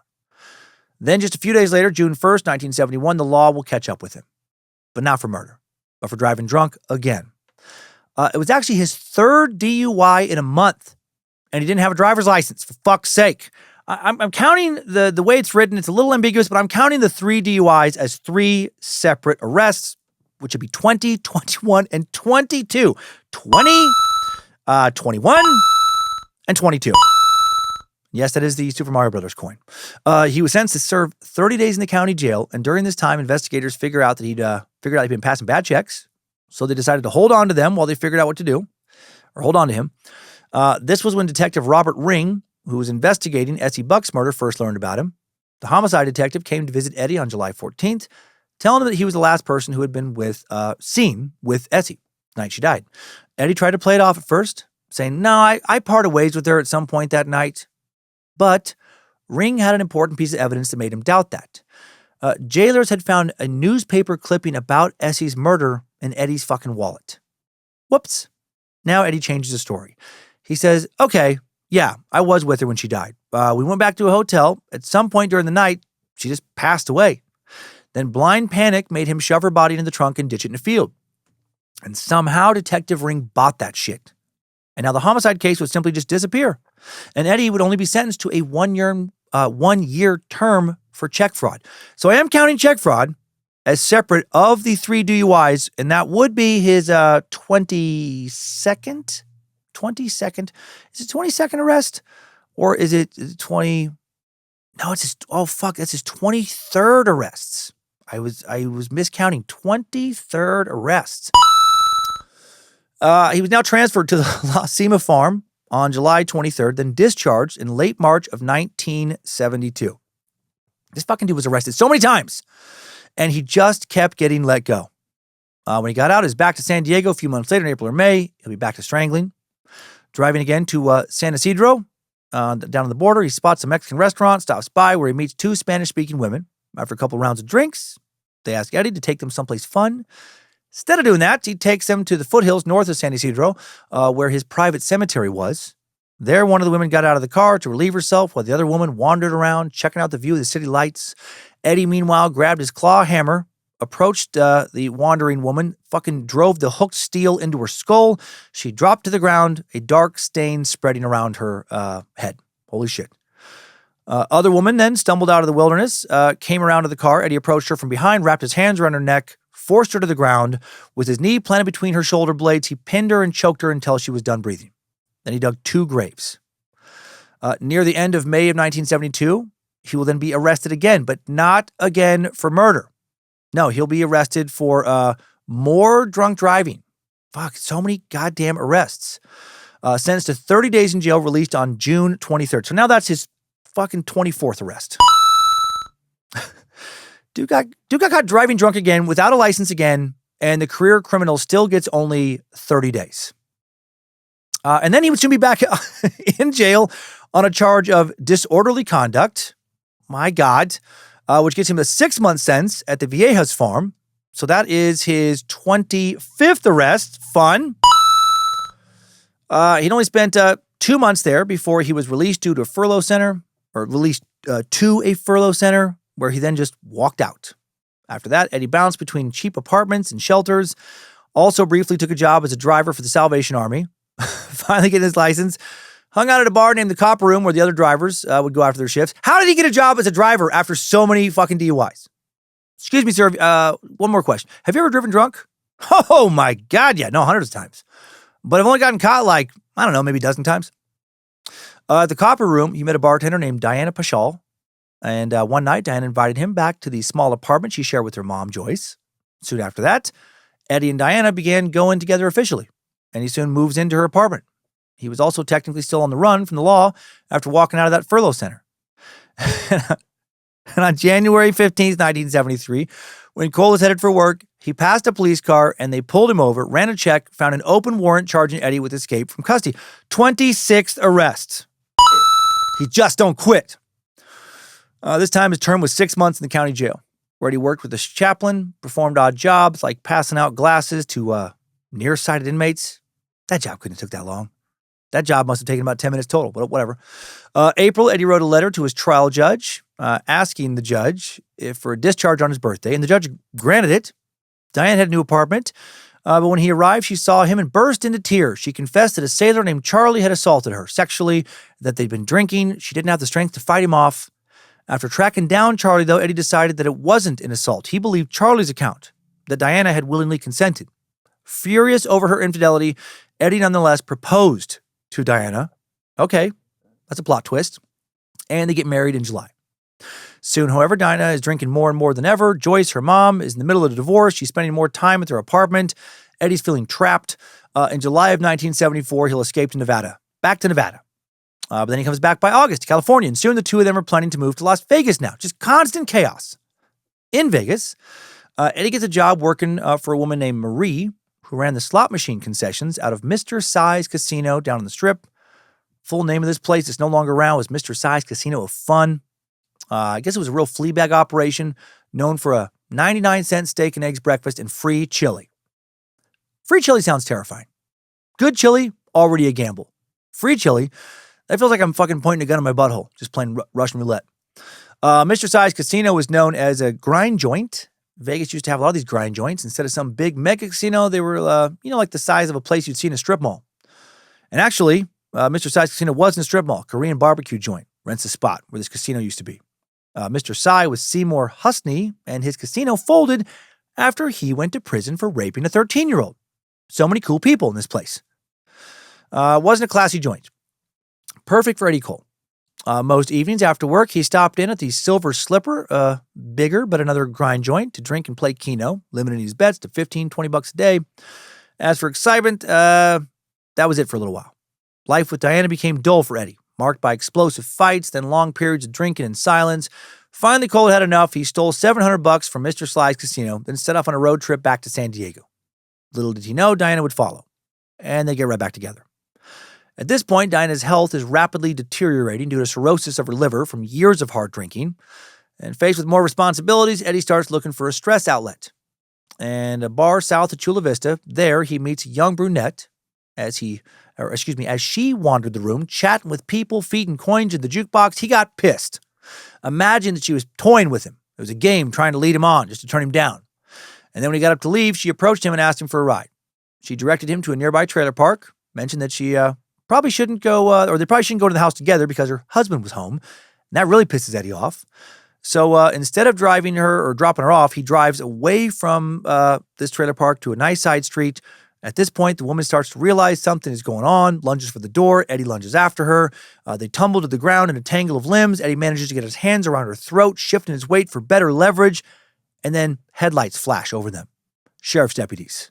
Oh my God. Eddie will claim that the woman tried to rob him with a group of men that made a break for it when he stopped the car. The woman gave her version of events. He was just trying to fucking kill me. But the cops will side with Eddie. God damn it. He just keeps getting out of this shit. And they let him go. No arrest. Now he takes this opportunity, this new lease on terror the cops have given him, to leave Diana. And a few months later, in April of 1975, he sees an advertisement for jobs on oil rigs in Laramie, Wyoming. And off he goes. But the jobs were filled up by the time he got there. So then he headed further north to Casper, Wyoming, where he finds work at the Benton Clay Company in nearby Mills, little town of only a few thousand people, a couple miles outside of Casper. Job paid only $300 a month, but he maximized his take-home salary by claiming non-existent dependents on his withholding form. But then he got bored. And after that job quickly got old, he managed to find work in the oil industry, this time in the fields around Thermopolis, 120 miles northwest of Casper.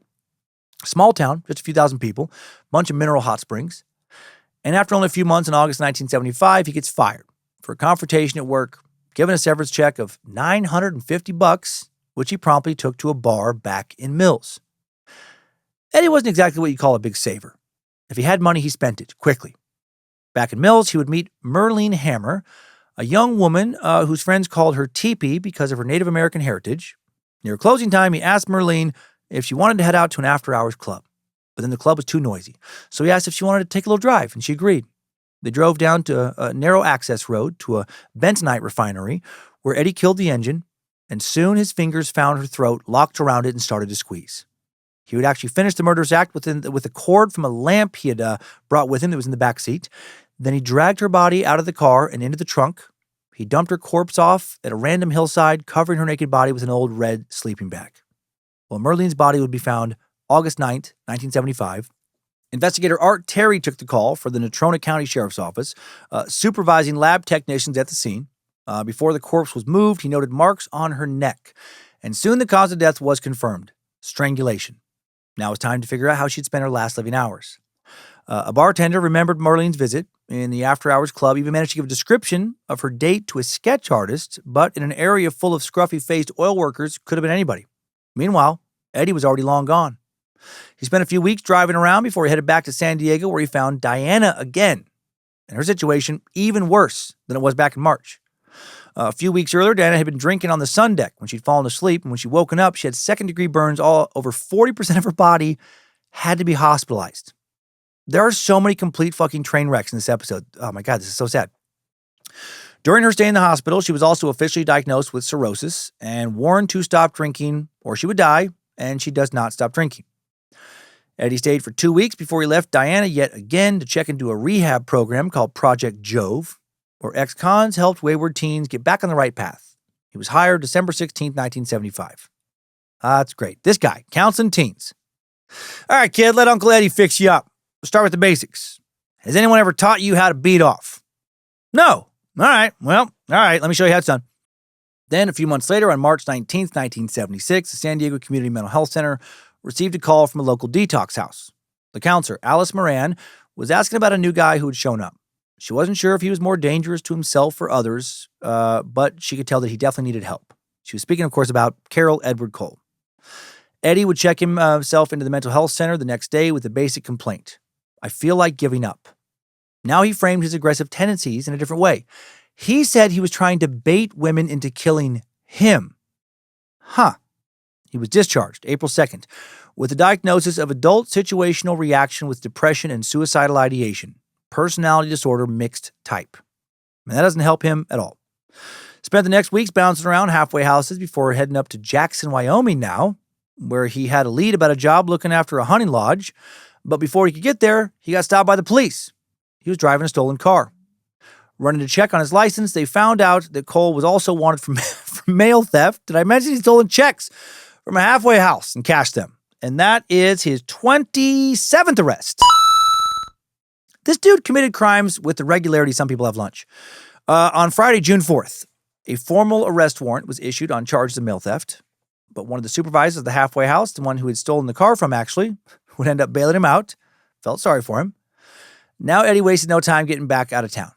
When he didn't show up for a preliminary hearing on Friday, June 11th, a new warrant is issued for his arrest. Cole then turned himself in on June 26th, tired of life on the run. He was convicted on February 2nd, 1977, sentenced to a year and a day in prison on the mail theft charge. Jesus Christ. But with credit for the 7 months he served before his trial and more time off for good behavior, he would be eligible for release in less than 2 months, and he got it. And I guess, should that warrant count? You know what? I'm gonna not count that as a separate arrest. April 4th, 1977, he's released. He had no plan to stick around for his 5-year probation. Off to Vegas now. That shitty motherfucker could just not stay in the same place for long at all. Monday, April 25th, Cole goes to work full-time for Western Linen Supply, washing sheets and towels for various casinos and hotels. He would end up working there for all of 9 days. He quit on May 4th, returned to his preferred job of drinking and stealing shit, orbiting a few dingy blocks near the Federal Building on Las Vegas Boulevard. He soon met a woman named Catherine Jo Blum. Catherine was a sex worker in her late 20s with dark hair and glasses, and on the night of Friday, May 13th, she was drinking at the dingy dive bar of Dan and Ray's when Eddie strolled in. She told him she just split up with her boyfriend, bartender nicknamed Shotgun, and now she didn't have a place to stay, so she asked him if she could crash with Eddie for a while. Fucking Shotgun. Her ex-boyfriend was Shotgun. Eddie consistently traveled in the most unusual circles. Eddie did not have a place to stay either, and he initially tried to shrug her off, but Catherine was insistent. Finally, he left with her, walking down past an all-night laundromat before flogging down a taxi. They drove for a little while in the taxi towards some apartment complex where Eddie had lived before with Diana years earlier. Eddie pretended like he was still living there, telling Catherine to wait while he went inside. He goes upstairs, comes back down, saying that she couldn't come up with him because his daughter's boyfriend was over. He was trying to get rid of her. She doesn't want to go, though. So then he asks her if she wants to take a walk. And she complains that she's tired. Then she steps into a small alley to pee. He watches her pull up her pants, steps in behind her, suddenly shoving her to the ground out of fucking nowhere, and he just yells at her, "You want to show off what you got? I'll help you, bitch." My God. As if her life wasn't already hard enough, she runs into this pile of shit. Well, he now rips her blouse off, wraps her bra around her neck, pulls it tight. Right as she seems to be passing out, her bra rips in half, and she just sits up and rubs her throat. He then grabs her by the neck again, forcing her down onto the ground until she went still and was dead. He then dragged her body into some shrubbery, stripped the rest of her clothes off, used her tattered blouse, dipped in a dirty puddle to wash her because she had soiled herself, and then he raped her corpse, finishing inside of her, then smoked a couple of cigarettes.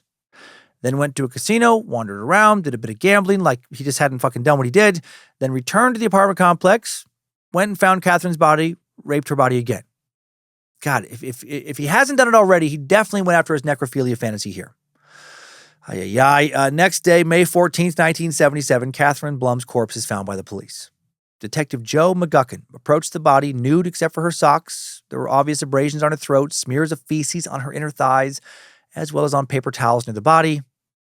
But there was nothing at the scene to identify this woman, much less her killer. A canvass of bars downtown would turn up several people who recognized a photograph of Catherine, including Shotgun, her ex-boyfriend, fucking Shotgun. But nobody knew who she had gone home with. And soon other murders would arrive on Joe McGuckin's desk with better leads, and Catherine's case would go cold. Meanwhile, Eddie is off to another job. Very different kind of job. He would soon wind up working for a woman named Carrie Chadwick, who ran an exotic animal rescue. The job did not pay, literally did not pay anything, but he got free room and board and ended up sleeping with Carrie. Of course. This dude's life was insane. Just take away the murders and any other violence, and he still lived an insane life that gives me anxiety. Just so much moving around, so little stability. Well, he gets sick of living with Carrie real quick. Of course he does. He's wildly unstable. And he turns himself into the feds for violating his parole, and then they allow him to transfer his parole from California to Nevada.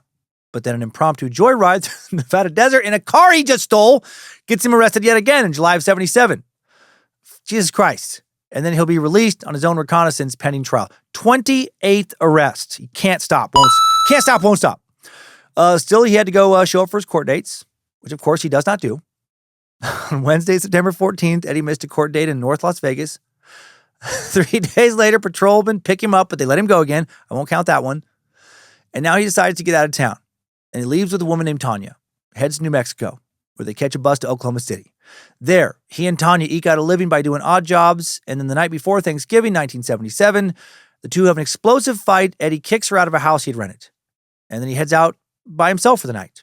And he finds a bar that advertised live nude girls, where a slender blonde woman was seated at a table by herself. He dropped in beside her. Within a few hours, they're leaving together. Back at his house, they get down to business, and Eddie blacks out. At least that's what he'll claim. He said he woke up on Thanksgiving morning to find the sheets around him smeared with human shit. And then in the kitchen, he sees a slice of meat he couldn't identify on a skillet. Another, cut up into bite-sized pieces, lays on the dining table. He proceeds into the bathroom where he finds the woman in the bathtub, at least what was left of her. She had literally been cut into pieces. Both feet and her right arm had been completely severed. A hefty chunk had been removed from her backside. Eddie backtracked into the kitchen where he found her feet and arm in the fridge. He put the mangled parts in a heavy-duty garbage bag, or I guess several garbage bags, scrubbed the bathroom and the kitchen. Then he lugged the bags to various dumping sites across the city and parked the woman's car downtown. And now Eddie decides to leave again after reconnecting with Tanya. Why not? So after that, in December, he and Tanya make their way to Denver City, Texas, where Eddie finds work driving diesel tankers. How? How is he driving diesel tankers now after fucking 1,000 DUIs? January 24th, 1978. Eddie gets off work, heads over to neighboring Gaines County, a wet county where he could drink. On his way back, he gets tired, pulls over to take a nap, wakes up to a flashlight shining in his eyes. The cop soon figured out that Eddie was in violation of his parole. He was supposed to be in Nevada, and within a week, he shipped out west in chains after his 29th arrest. My God. Then he'll be sentenced to a whopping 6 months in prison with 3 years of probation afterwards. And that's just fine with him. On May 9th, his 40th birthday, North Las Vegas announced a dismissal of his bail jumping charges, leaving Eddie more or less a free man. When he hit the streets, June 16th, 1978, he has no intention of getting a job or going to AA, which were two conditions of his parole. Fucking classic Eddie. No one tells Eddie Cole what to do, or at least when they do, he doesn't listen. No one doesn't listen better than Eddie Cole doesn't listen. He returned to San Diego, and he will live as he always did, shacking up with various women, occasionally taking one-night stands home, trying to kill women. His next couple of attempts will not be successful, and a few days after his last unsuccessful attempt, Diana reappears. Diana Paschal, the bartender from San Diego, who had been trying to drink herself to death for years. The woman who's still legally his wife. And she looked better now. She had an apartment on Louisiana Street in the neighborhood of North Park, and she's sober. And the two live somewhat happily together for a few weeks, a few months, till Cole is arrested on October 25th for public drunkenness. His 30th arrest. Fuck yeah. A quick check turns up some traffic tickets he had never paid, and his current status on federal probation.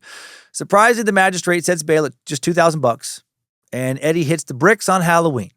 But then gets arrested again on November 8th. Oh, his 31st arrest. Oh, yeah. And then the police let him go that same day. January of 1979, he enrolls in a course in air conditioning repair classes. Yeah, why not? After graduating, he actually fucking graduated this class in March of 1979. He then used his connections at bars to get jobs repairing their appliances. He finds a full-time position at Sims Appliance in April, Enjoys how the job lets him go into other people's homes where young housewives will smile at him sometimes and thank him for his hard work, and that gives him a boner. And it also gets him thinking again about more murders. On August 27th, a Monday, he drops into a bar 2 blocks from the apartment he shared with Diana. There, he met a short-haired blonde named Bonnie Sue O'Neill. After some flirting, he suggested they go back to Sim's Appliance, letting Bonnie believe that he is the owner. In the small apartment in the back, they have sex. Then around 2 a.m., Bonnie says she needs to call her husband. And as soon as she hangs up, Eddie's hands are around her throat. He squeezed until she stopped moving, then carried her out to the alley, still naked. A block or so away, he dropped her into the shadows. Next morning, police officers would gather at the site, including Detective James A. Shively, a 9-year veteran of the San Diego Police Department. But what Shively and the others found was not what they suspected at first. The medical examiner's report came back with a diagnosis of death by natural causes. Bonnie Sue's blood alcohol level coincided with the pathologist's finding of advanced cirrhosis. And the police figured that she had simply drank too much, sat down, and died. And, maybe was naked because, she had started to pass out while servicing a client. And so the case is closed. This dude, despite so many arrests, kept getting lucky with the big charges. Eddie is still free, but it didn't feel that way to him. Things were getting, stressful at home. Diana's sobriety is now completely gone again. She's drinking more than ever. What? Diana? No way. On the 17th of September, she found Eddie drinking with another woman in a bar. The two fought all the way back home. In the bedroom, Diana then softened, telling him that they could get through this. They have sex tenderly, and then when it's over, he wraps his hands around her neck. Did not expect that. Now he's killed his wife. He will keep her corpse in the apartment for the next few days, hiding it in a rolled-up blanket. On September 25th, Cole's next-door neighbor calls the police to report that Eddie is crawling around under her house.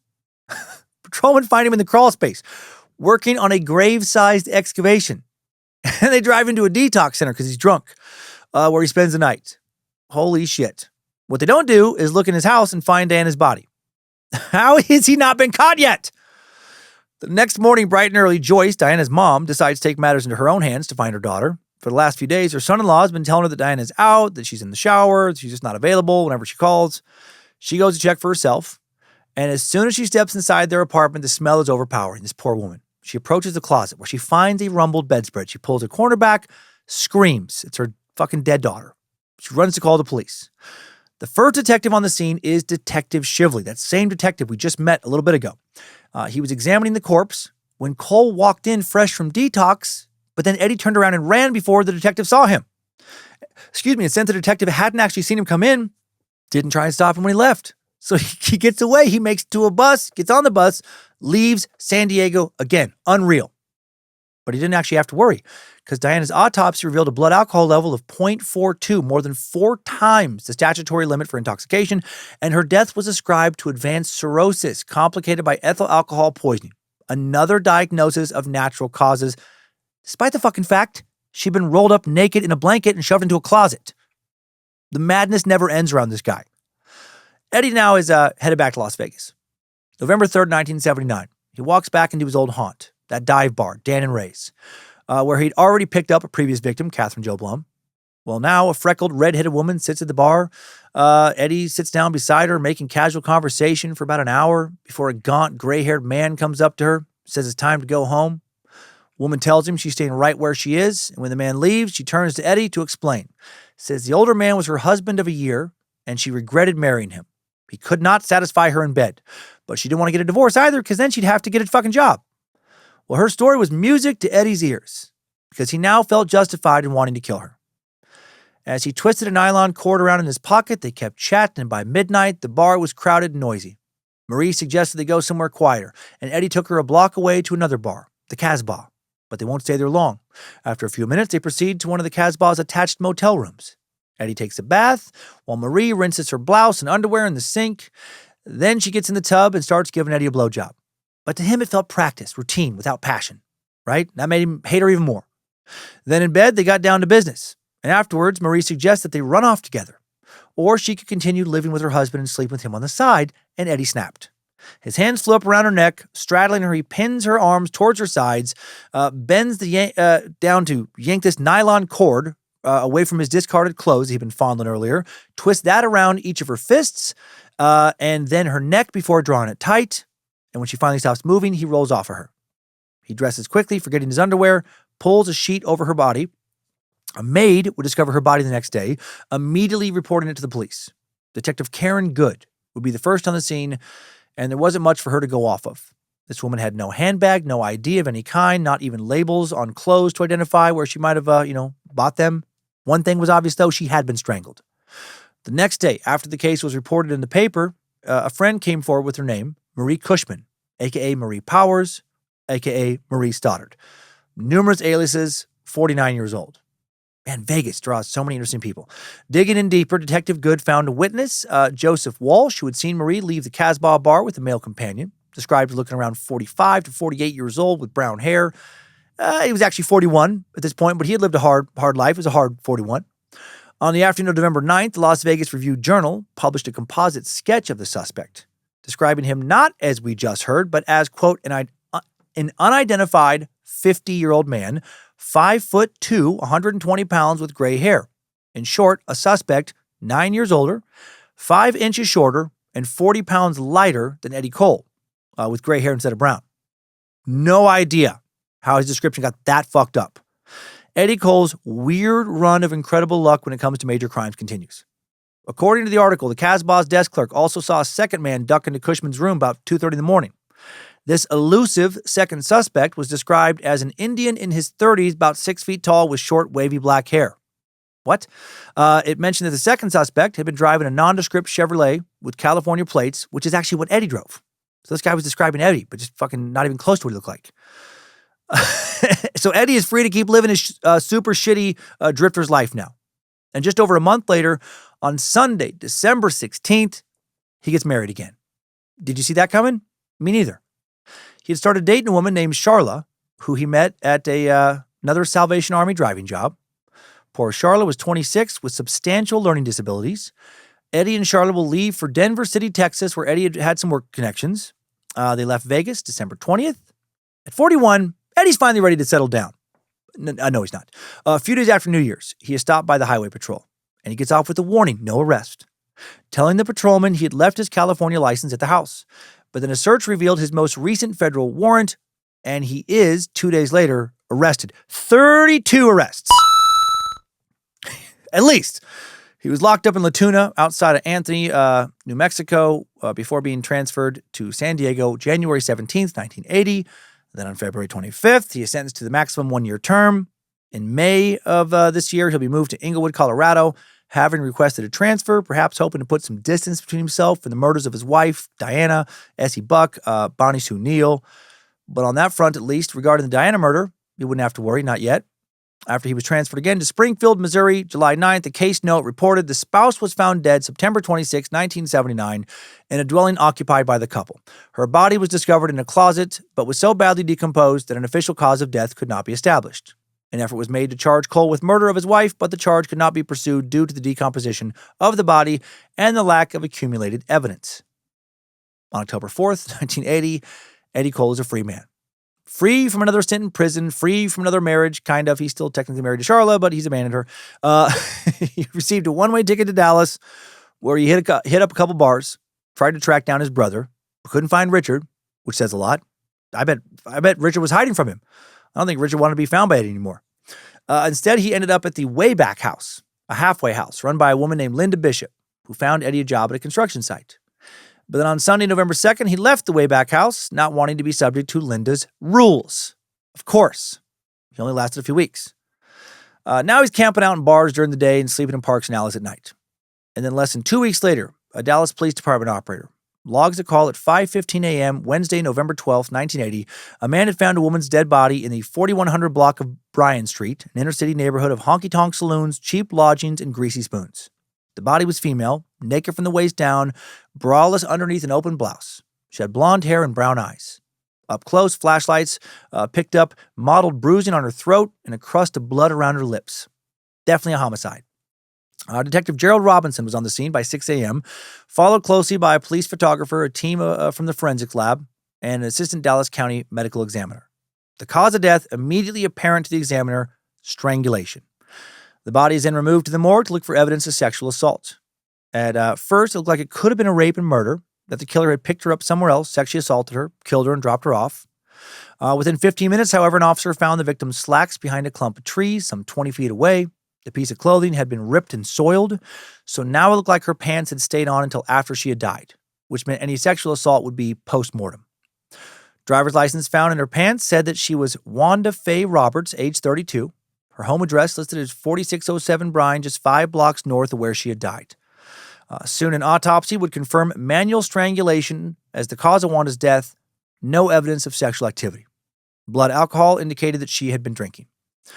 Still, this was not much to go on, so Detective Robinson had to take the case to the streets, and with photos from the morgue, he returned to Bryan Street, working the bars for 2 blocks on either side of the murder scene, questioning bartenders and cocktail waitresses along the way. At Pauline's Bar, a short block north of where the body was discovered, employees identified Wanda Faye as a regular. She'd been drinking in Pauline's the night she died, hanging around until the bar closed at 2 a.m. Bartender wasn't sure, but he thought she might have left the tavern with another semi-regular, some dude named Eddie. Bartender didn't know his last name, but over several weeks of idle conversation, Eddie had described himself as living at a halfway house for ex-cons on parole. Unfortunately, that was not as promising as it sounded. Without a last name or even knowing if his first name was Eddie, it was going to be hard to follow up on this lead. And because of that, another woman would soon die. About 2 weeks later, near midnight, November 30th, a Sunday, Sally Thompson's 2 grown sons brought a girlfriend home to visit their mom's Rollins Avenue apartment. Lights were on in the living room, TV was playing a show, but the door was locked, and neither of the boys had thought to bring over a key. They started to knock. Several minutes then passed with nothing happening, but then finally somebody answered the door, but it wasn't their mom. It was a stranger. The man was slender, average height, dark hair, thin mustache. His breath reeked alcohol. He appeared disoriented, but he didn't protest when the boys brushed past him looking for their mom.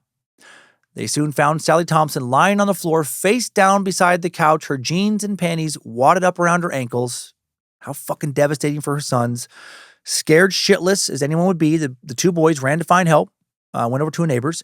Meanwhile, inside, the stranger walked back to the couch, just sat down, apparently befuddled, with the dead body of their 43-year-old legal secretary mom stretched out at his feet. Ridiculously, he's still there when some of the boys' neighbors come over, took one look at the scene, and ran to call the police. One neighbor smartly stayed, guarding the door in his pajamas so the man couldn't leave. But the silent stranger had no intention of leaving. He just kept sitting there immobile, staring at the TV with his eyes half open. Soon the police arrived, confirmed the lady of the house was dead, handcuffed the guy. 33rd arrest. He seemed to come around as they began to question him. He would tell them that his name was Carroll Edward Cole, that his address was only 2 blocks away at 4038 Lemon Avenue. The way he told it, he had encountered Sally Thompson in a nearby bar, Club DeVille, and after several rounds of drinks, she invited him home. Once back at the apartment, they settled down to business on the couch. Cole was in the process of disrobing her when Thompson suddenly collapsed, he said, apparently unconscious, He said he was trying to revive her when the unexpected visitors turned up. Moments later, a team of paramedics rolled in to check the body for signs of violence. None were visible, so the symptoms pointed to an overdose, either drugs or alcohol. In other words, Eddie's story seemed to check out. This is so fucking frustrating. This is ridiculous. I didn't think I would get this pissed off again, working on an episode so soon after the very upsetting Anthill kids. Reluctantly, the officers removed Eddie Cole's handcuffs. God damn it! But they still wanted to ask him some questions down at the station. At the station, Cole told him the same story, emphasizing that Sally had consented to the encounter. He couldn't explain her sudden death. So, what happened to Sally? Well, nobody knew. I mean, we know. We know he strangled her. But nobody knew at this moment, other than Eddie. After an autopsy, the cause of death was filed as indeterminate. No clear-cut signs of violent trauma on the corpse, no drugs or poison in the blood or tissue to account for her demise. An elevated blood alcohol content supported the tentative verdict of an accidental alcohol-related death. In other words, again, the case is closed. And Cole was driven back to Lemon Avenue, released from police custody. However, that night's story would soon make it back to someone else, Detective Gerald Robinson. Looking at the police Rolodex, Robinson found that 4038 Lemon Avenue was the address of the Wayback, a halfway house for felons on probation or parole.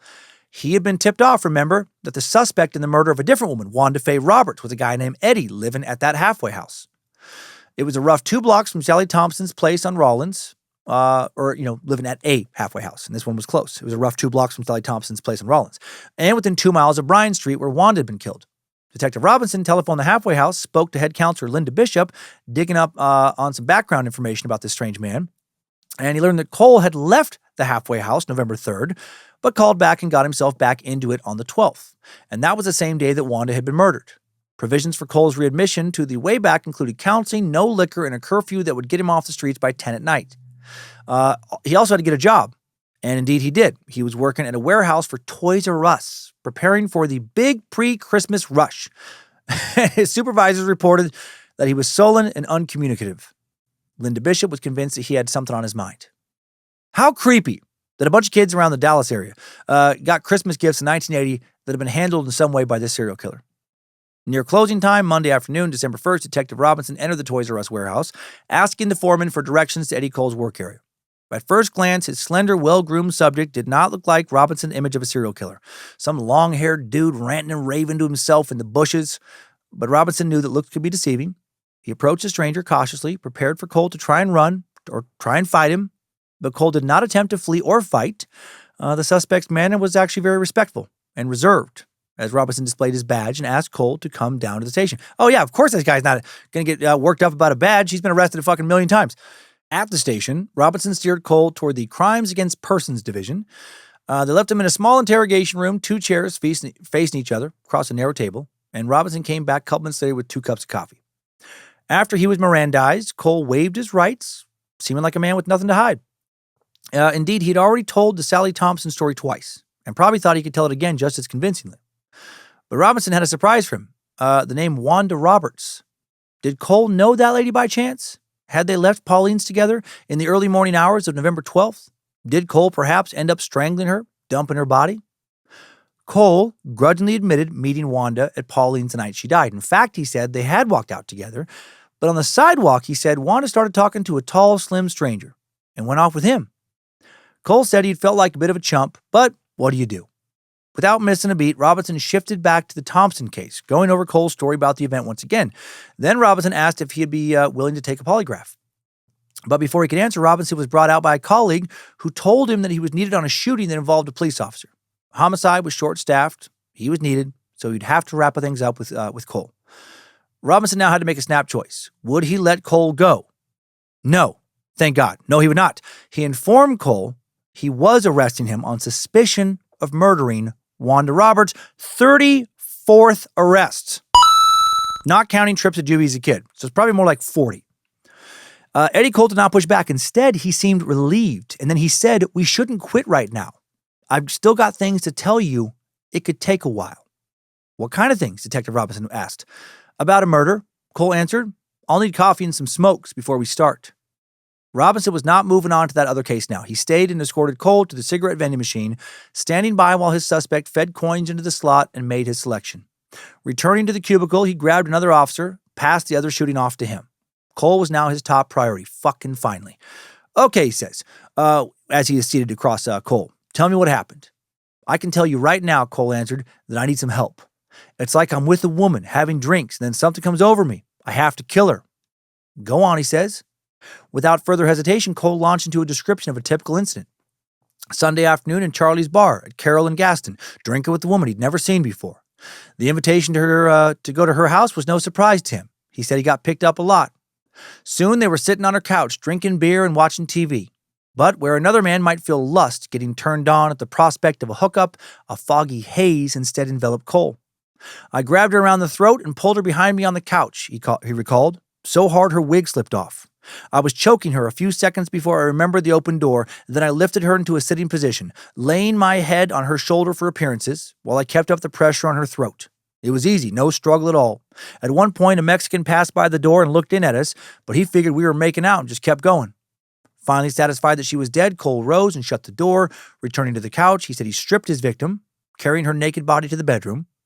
Like Wanda, the woman had defecated, and Cole retrieved a washcloth from the bathroom, cleaning her up, pausing once to vomit from the stench.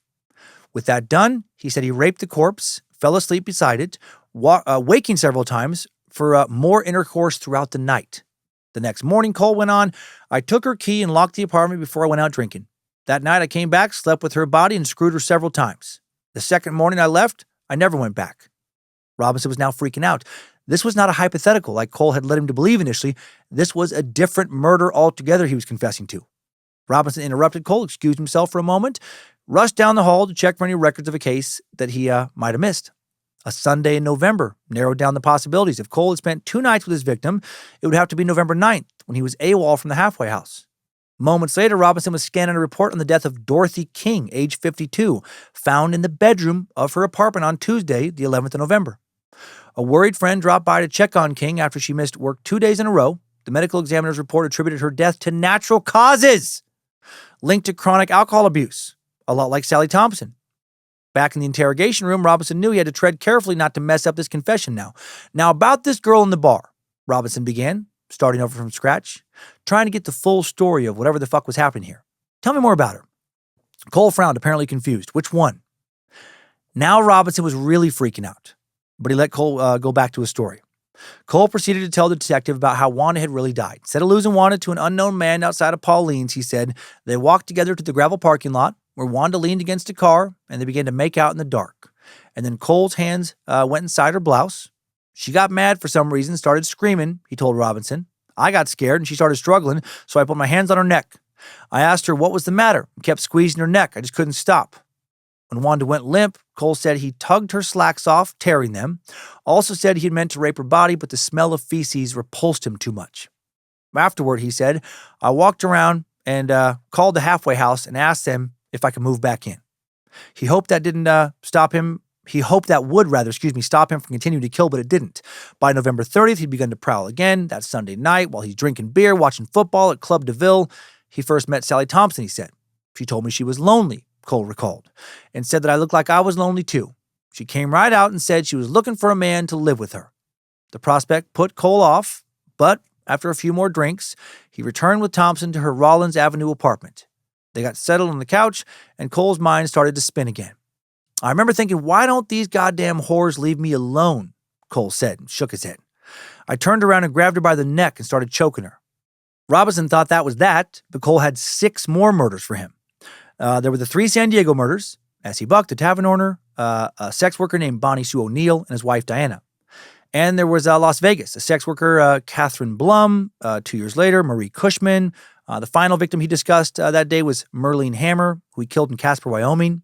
Finally, Cole is booked into city jail on 3 counts of first-degree murder. And now there will be no more arrests. More charges, yeah, but at long last, his days of actually being arrested are over. He'll be put into a one-man cage with a telephone, but he had nobody to call, and later he was placed into a holding cell with a few other men. By that time, word of his long-playing confessions had leaked to the Dallas media. TV camera crews were backing up outside the station house. A deputy would even try to get Cole's autograph later that night. That's weird. I'm fascinated by these killers, clearly, but I never think like, oh man, I'd like to have their autograph. What?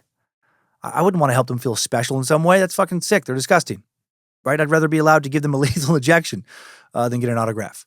The next morning, Cole would be introduced to his court-appointed attorney, Doug Parks. Parks thought the prosecution might have trouble with the medical examiner's office. After all, both Dorothy and Sally's deaths were linked to alcoholism, not violence. But in light of Cole's statements, Dr. Charles Perry, Dallas County's medical examiner, had no qualms about amending his original verdicts in both cases. Good for him. Perry told the press, it doesn't take much to strangle someone under those circumstances, and there may not be any marks at all. So glad we have an explanation now for how so many of his strangulation victims were misattributed to deaths related to alcohol abuse. That was driving me crazy. Meanwhile, news of Cole's arrest and confessions had spread. In Las Vegas, Nevada, Detective Joe McGuckin, who we've met, took the call, caught a flight to Dallas on December 3rd.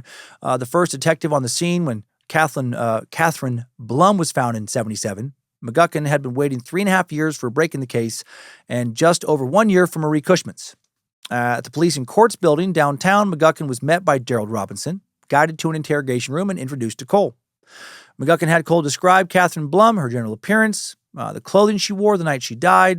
When that was done, he laid down a fan of photographs out in front of Cole, and Eddie picked the correct victim out in 2 of them. Then it was on to Marie Cushman, which Eddie narrated similarly. McGuckin was satisfied. He was the killer he was looking for, and he returned to Sin City that Thursday. However, not everybody believed Cole's confessions, or they didn't want to. When a reporter for the San Diego Union questioned Cole's confessions, Deputy Coroner Jay Johnson told newsmen, "It's just my personal opinion, but I don't believe there's anything to it." Maybe he knew these women. Maybe they drank at the same bars, and he was aware of the circumstances of their deaths. Indeed, like King and Thompson's deaths, Essie, Bonnie, and Diana had been listed as having died of natural causes, despite some pretty strong evidence to the contrary. Maybe the coroner's office was skeptical because they had definitely fucked up, weren't good at their jobs, and didn't want to admit that. Maybe some members of the San Diego police were, worried too about, how they'd fucked up because they were also openly scornful of Cole's confessions. Lieutenant John Gregory, chief of the city's homicide division, announced that his detectives had, quote, no interest in Cole and no plans to check his statements out. All things considered, Gregory declared, it is obvious he had knowledge and knew they were dead, and apparently he had a history of mental instability and a background of criminal activity. The coroner conducted thorough autopsies, and the man would have to be some sort of expert to have strangled these women without leaving any bruise marks. Some of these confessions could be the product of a sick mind. This guy doesn't know what the fuck he's talking about, right? Another actual doctor said, yeah, this can happen. And then this police officer, it's like, no disrespect, but like, dude, you're not a fucking doctor. What are you doing? Thankfully, the case of Merlene Hammer in Wyoming was more straightforward. Detective Art Terry of the Natrona County Sheriff's Office flew into Dallas on December 10th, took his turn with Cole that afternoon in the interrogation room. Like with the others, Eddie would tell the whole story plainly, and Detective Terry would believe him. Soon, Cole would be removed to the county lockup overlooking Dealey Plaza. His assignment for protection, apparently, was a tiny strip cell, one of 10 adjoining the infirmary. There was no heat, no bed, no blankets. A blower pumped the December chill inside around the clock. He went in naked, but was allowed a jailhouse uniform after a while. Cole spent a month in isolation before attorney Edgar Mason teamed with Parks for the defense and stepped in, got him moved to the infirmary, which had a TV and a mattress. Next transfer shifted Cole to a regular cell block where word of his crimes and confessions began to filter down. He quickly made some friends with some of the inmates there and settled in to await his trial. On February 5th, 1981, Cole got legal news of a different kind. He had received divorce proceedings from Las Vegas. Charlotte Cole had filed for dissolution of their marriage after 14 months. I actually forgot he was married again. Mostly time during which Cole had been locked away for violating his probation. As a resident of Nevada, she was entitled to a divorce within 6 weeks unless Eddie contested the suit, which he would not. And the divorce would be granted March 10th. She must have been relieved as hell to not only no longer be with him, but also not to have to worry about being murdered by him. Meanwhile, a lot of people wanted to know, who was this guy? What kind of guy murdered woman after woman for around a decade and then just admitted to it without even being pressured? Cole sat for interviews with the jailhouse psychiatrist, Dr. Grigson, along with another psychiatrist, Clay Griffith, beginning January 30th. As he explained to Griffith, throughout Cole's life, the thoughts of hurting someone were bothering me. And yet, he now claimed that he had no memory of what had happened to Dorothy King or Wanda Roberts, saying he had started talking to them, then he blacked out. Next thing he knew, he's standing next to their dead bodies. Concerning the women he remembered, Griffith asked, did you have intercourse prior to killing them? Yes, some of them, he said. Did you have intercourse after killing them? Yes, he said. Why? Cole shrugged. I had occasionally slept with dead women before. At the end, Dr. Griffith wanted to know Cole's opinion of his own sanity. Is there any reason why you can't go to trial? No, Cole replied. Any reason why you think that you were insane when the murders occurred? And he said, I couldn't control myself. By the first week of April, both sides were ready for trial before District Judge John Meade. Opposing Doug Parks and Ed Mason, assistant district attorneys Mary Ludwig and Andy Anderson would represent the prosecution. Cole's involvement in 3 local murders would never be contested. He was claiming an insanity defense. A jury's verdict would thus decide if he'd be kept in a prison or a mental hospital. The trial began Monday, April 6th, with opening statements from each side. Assistant DA Ludwig sketched the bare facts of her case. Cole was both guilty and sane, at least criminally sane. He definitely wasn't sane, but he'd known exactly what he was doing when he killed those women. He knew it was wrong. He did it anyway, tried not to get caught. Cole's lawyers countered with their insanity defense, citing their client's long history of treatment in mental hospitals as evidence that his crimes stem from a deep-seated, irrepressible compulsion to kill. Doctors Griffith and Grigson, for their parts, diagnosed Cole as a classic sociopath, but said that he was very much criminally sane. Simply stated, they regarded Cole as an antisocial chronic offender, perhaps sexually deviant, but fully capable of understanding and controlling his behavior. Defense attorneys Parks and Mason petitioned the court for a new psychiatric evaluation of Cole. Judge Meade ordered another session with Dr. Griffith. Cole's second interview with Griffith took place Tuesday morning, April 7th, in a conference room adjacent to the judge's chambers. And it was clear to everyone that Cole was only trying to find the easiest way out. Wrapping up the interview, Cole said, "I want to die. I want the death penalty, or else to spend the rest of my life in a mental hospital." When the public trial resumed that afternoon, Parks and Mason put their only witness on the stand, Eddie. Eddie described his hatred for his abusive mother, masturbating over photographs of murdered women in detective magazines growing up, the years he had spent in prisons and mental hospitals. He claimed that women he murdered reminded him of his drunken, adulterous mother. "I think," he told the panel, "I've been killing her through them." And you know what? Sounds probably accurate to me, right? All that counseling maybe led him to being more self-aware than the average serial killer. Also, rather than the 6 murders described in his December confessions, Cole now admitted to a dozen since 1971. He said he had omitted some of them from previous statements because he didn't know their names, like 2 more in San Diego, 1 in Oklahoma City, murdered on Thanksgiving, 1977. We went over that one. "This one is almost a complete blank," he told jurors of the Oklahoma victim. "I don't remember her name, but she had black hair and was about 30 or 35 years old." Once again, he claimed that he had no recollection of the crime itself, but woke up to find his rented room in disarray. "I had gotten out of bed and I was in the kitchen making coffee," he testified. "Evidently, I had done some cooking the night before. There was some meat on the stove in a frying pan and part that I hadn't eaten on a plate on the table. Looked like a round steak. I had gone to the bathroom and found her in my bathtub, and part of her buttocks was missing. The feet were gone, the hand and the arm. I found them in the refrigerator." Cole described how he had taken a hacksaw, cut the body into smaller pieces, stuffing parts into plastic garbage bags, and dropping the parcels in a nearby dumpster. "I don't think that they ever found any of the parts," he said. "And I never heard anyone say that she was missing. I guess nobody will ever know who she was." On Wednesday, April 8th, it was prosecutor Mary Ludwig's turn to cross-examine Cole. Rather than dispute his public confession to a dozen homicides, she challenged his alleged memory lapses and uncontrollable desire to kill. "Do you feel the urge to kill anyone right now?" she asked Cole. "I've got all this in me," he replied. "It's always with me. Right now, it's even directed. I could even say it's directed at you." "Why haven't you killed me then?" she asked. "Well, this is a controlled situation," he answered, stating the obvious. "And I can control it to a certain extent." Mary Ludwig made sure to hit that point hard. "He's not insane," she told the jury. "He knows exactly what he's doing. He knew exactly what he was doing each time he picked up a victim." And she said he was probably making the stuff about cannibalism up to sound crazier than he was. After all, who just happened to have a hacksaw in hand? Cole's lawyers disagreed. "Can you call all of this antisocial conduct?" Mason challenged the jury. "Can you buy that? Murder, necrophilia, cannibalism? The doctors who decided he was not a danger to himself or others should shoulder the blame. They could have stopped him." So what would the jury decide? Well, it took the jurors all of about 25 minutes to convict Cole on all counts, finding him both sane and responsible. Cole waived his right to have the jury decide the penalty, and the court was adjourned pending Judge Meade's sentencing the following Thursday. And on April 9th, Cole stood before Judge Meade to hear his sentence. Meade sentenced Cole to 3 life terms in prison, 2 of them to run concurrently, to be served at the Huntsville prison in Huntsville, Texas. The sentence included parole, the possibility of it, before the year 2005, when Cole would have been 67. That's fucking ridiculous.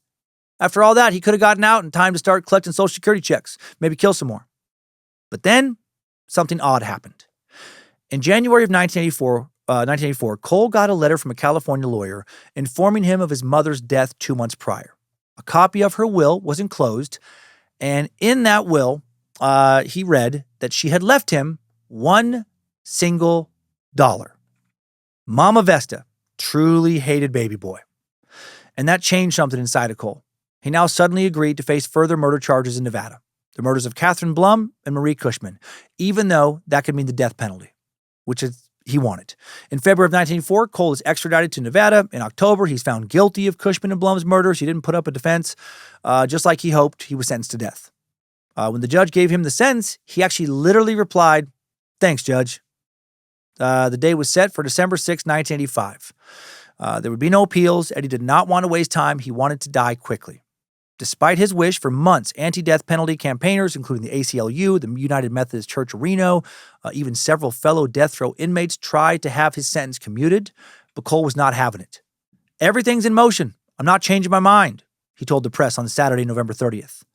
That's not to say I'm not scared. Don't get me wrong. I don't consider myself brave or courageous or noble. In my own way, even though I'm scared and nervous, I'm sort of at peace too. I just messed up my life so bad, I just don't care for it to go on. For his last meal on December 5th, he ordered jumbo fried shrimp, French fries, a salad with French dressing, and some Boston clam chowder. And on the 5th, less than 6 hours away from his death, 47-year-old Carol Edward Eddie Cole gave an interview to a local news reporter from Channel 8, KLAS-TV in Las Vegas. And here is that interview so you can hear him speak about himself in his own words. What about the stress, Ed? Is it changing? Is it getting harder? Is it getting easier? What's it like? Well, it's been getting harder. Has it? Yeah, since Friday night, actually. But really, the last couple of days been real emotionally, not mentally draining, not emotionally draining. Just feel tired and everything like that, exhausting. Time going by quicker, slower? Fast. Fast. Mm-hmm. Has that made you change your mind in any way? No. Has it once ever occurred to you to delay this? It's always occurred, but Why not fight for your life? I just don't care to. Are you sorry? For the victim? Yes. Yes. Are you? Mm-hmm. Anyone in particular? Especially the one that was the 11-year-old girl way back in 1967, and even doing that 5-year sentence, it wasn't enough. But it affected me, just also because I not suffered, but I thought about it and condemned myself for many years, because I can just imagine what her life might have been like. What was the little girl's name again? Raritan. Not sure why he's saying here that he wondered what like 11-year-old Virginia Roden's life would have been like, because she did live. He did not kill her. Maybe he was trying to say he wondered how his attempt to strangle her affected her life, but also he was fucking nuts. I don't know. Maybe he thought towards the end that he did actually kill her. Okay, a little bit more here. What about the religious aspect of it, Ed? Like I told you before, that's kind of personal. But it's there. Mm-hmm.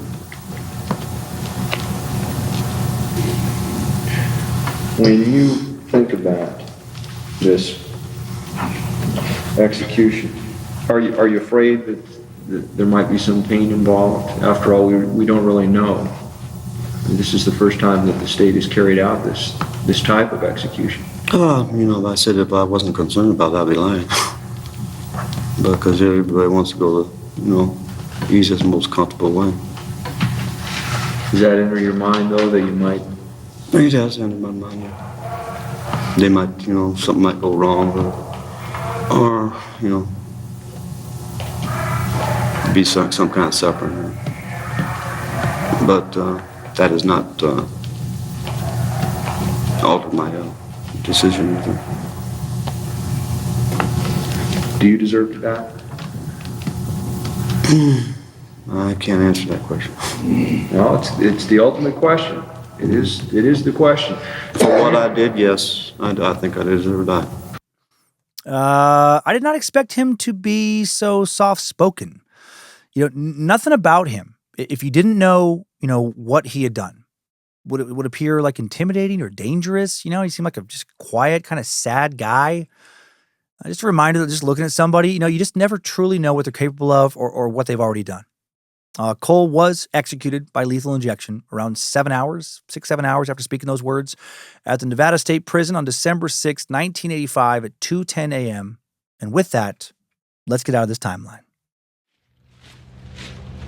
Good job, soldier. You made it back. Barely.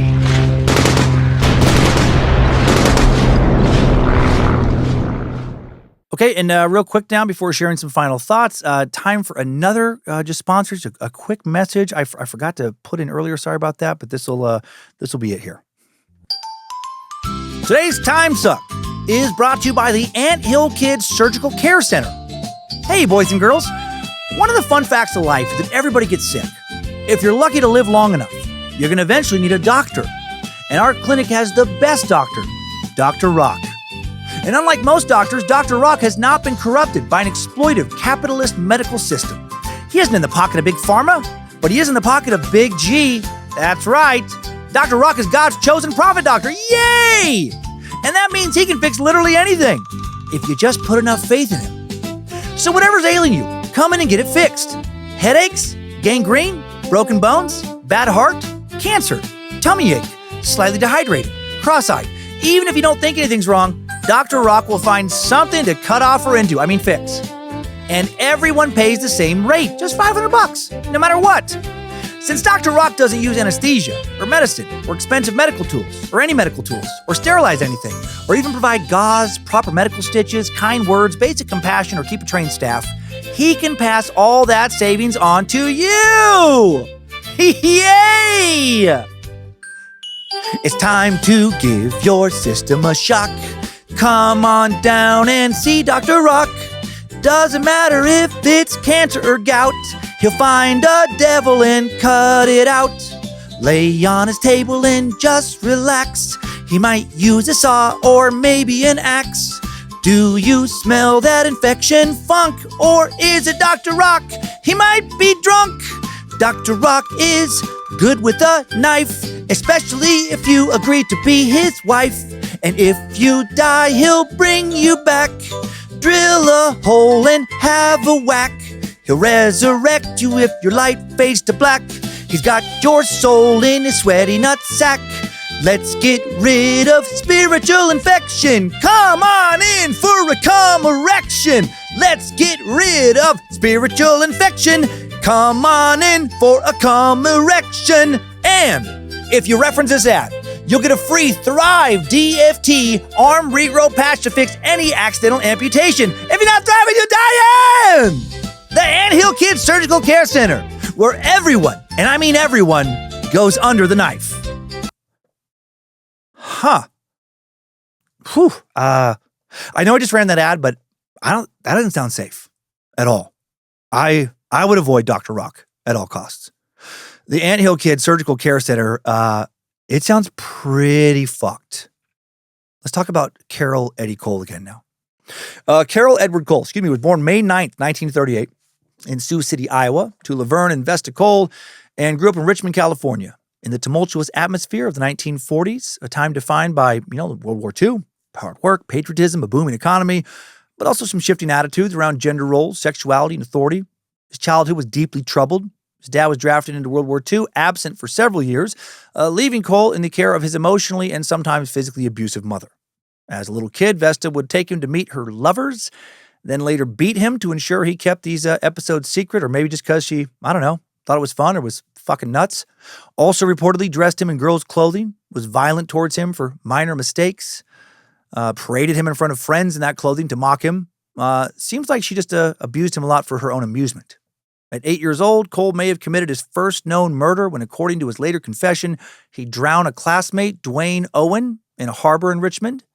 The boy's death was originally ruled an accident, and it was the first time that Eddie slipped through the cracks when it came to being punished for a, major violent crime, but far from the last time. As a teen, he committed a number of petty crimes, struggled with alcohol, had repeated run-ins with authorities, none of which would change at all as he got older. After high school, he briefly joined the Navy, but was discharged for theft and misconduct, setting off a preposterous series of well over 30 arrests.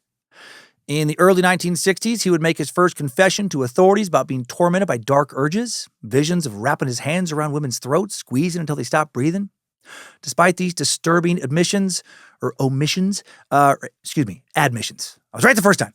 Despite those disturbing admissions, he spent only brief periods in mental institutions in California, where evaluators noted his intense fear and resentment towards women.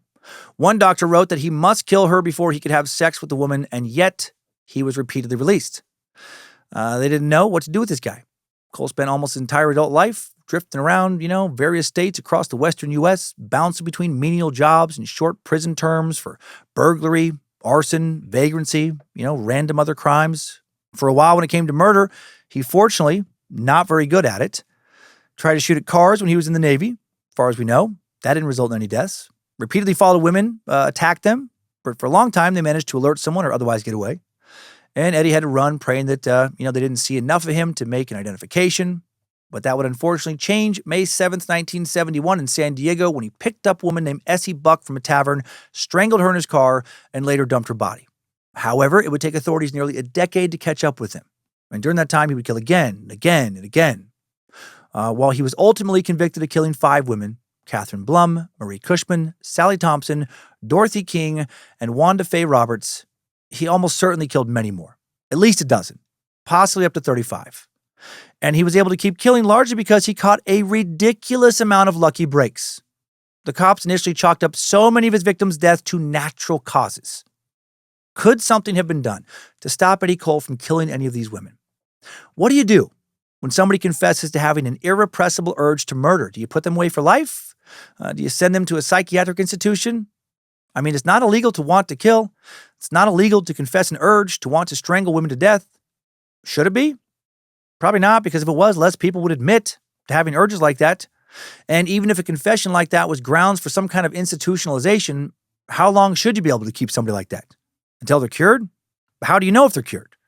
Couldn't they just easily lie and tell you that the urge is gone just to be released? It's very complicated. Unfortunately, there currently is no universal this is going to work treatment or medication for homicidal fantasies. Maybe someday there will be. For now, unfortunately, I think we do have to wait and see if the person acts on the urge, and then if they do, the punishment needs to be so much harsher than it is now. If you're found guilty of choking one woman to death, you should fucking never be eligible for parole. You're too great a risk to society. Will more governments ever come around to understanding that? I guess time will tell. Until then, I guess if you know somebody who has these urges, be fucking careful around them. And I don't know, try and keep an eye on them. Wish I had a better answer. What I do have is today's top 5 takeaways. Timesuck Top 5 Takeaways. Number 1. Born on May 9th, 1938, Eddie Cole did not exactly face the kind of childhood that many serial killers have been known for. Chronic neglect, traumatic brain injuries, constant horrific physical abuse.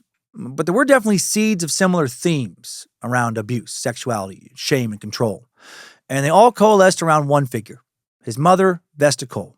Trapped at home with her children while her husband was deployed during World War II, Vesta began looking for an outlet and found one in sex parties, sometimes bringing Eddie along while he was still a child, which is definitely a form of abuse. Afterwards, she would beat Eddie, force him to wear girls' clothes, parade him around her friends to laugh at him, make sure he understood that it was her who called the shots, not his dad, whom Eddie grew to hate for failing to assert his masculine control over the family. Domineering, abusive mother, plus spineless cuck of a father. That actually does come up a lot in the backstories of serial killers. Number 2, Eddie may have committed his first murder when he was only 8 years old, killing a neighborhood kid named Dwayne in a nearby harbor, which police wrote off as a random drowning. As Eddie grew older, his fixation with women he perceived as mocking men, flaunting their bodies, making a spectacle of their infidelity, like Mama did, would take center stage in his violent fantasies. Reportedly, it's possible that he murdered up to 35 women, often returning to many of their bodies to engage in necrophilia. And depending on whether or not you believe him, he once even cannibalized women during a blackout over Thanksgiving 1977, later disposing of her body in garbage bags. It is possible, however, that he exaggerated that for his trial in order to try and get his insanity defense. Number 3, in 1960, Cole attacked 2 couples parked in cars on a lover's lane. Soon afterward, he spoke with the police in Richmond, California, where he was still living, and told him he was plagued by violent fantasies involving strangling women. And yet, the psychiatric system over and over again, as he was jailed for more crimes, so many crimes, and confessed to various legal authorities, this community, the system, found that there was nothing wrong with him, or at least nothing wrong with him that they could fix. His diagnosis was most often some type of antisocial personality disorder. To be fair, this wasn't entirely the fault of the doctors. Cole did not give them the key they needed to attach his upbringing to the violent fantasies that plagued him, and he certainly did not tell them about the murders he had committed once he had started to commit them. Still, this puts Cole in an interesting spot amongst our serial killing alumni. He didn't seem to want to kill, or at least he knew that killing was wrong, and it would land him in trouble, which he didn't want to be in. But he also didn't have much sympathy for any of his victims either. He believed at the time when he killed them that they deserved their fates, and over time, He seemed to try and stop himself less and less. Number 4. Part of the reason Eddie Cole got away with murder for so long, besides the failure of hospitals and psychologists, was the police across various states kept ascribing his victims' death to natural causes. In an era before sophisticated toxicology and forensic profiling, investigators believed that the women's blood alcohol levels and torn clothing were evidence that their bodies had simply given up. Okay, not sure about the torn clothes part there, but that's what they thought. When Eddie confessed to the murders of not just Wanda Roberts, the murder he was originally picked up for in November of 1980, but also Dorothy King and Sally Thompson, both of whom had supposedly died of natural causes, many investigators realized they had been way off base, except for people in San Diego. They would not formally admit to their fuck-ups ever. Guess that department's egos were just too fragile for them to admit they'd made a mistake. And number 5, new info, Cole was executed by lethal injection December 6, 1985, but Nevada has not always done it that way. The state has a very interesting history with the death penalty, how it's administered.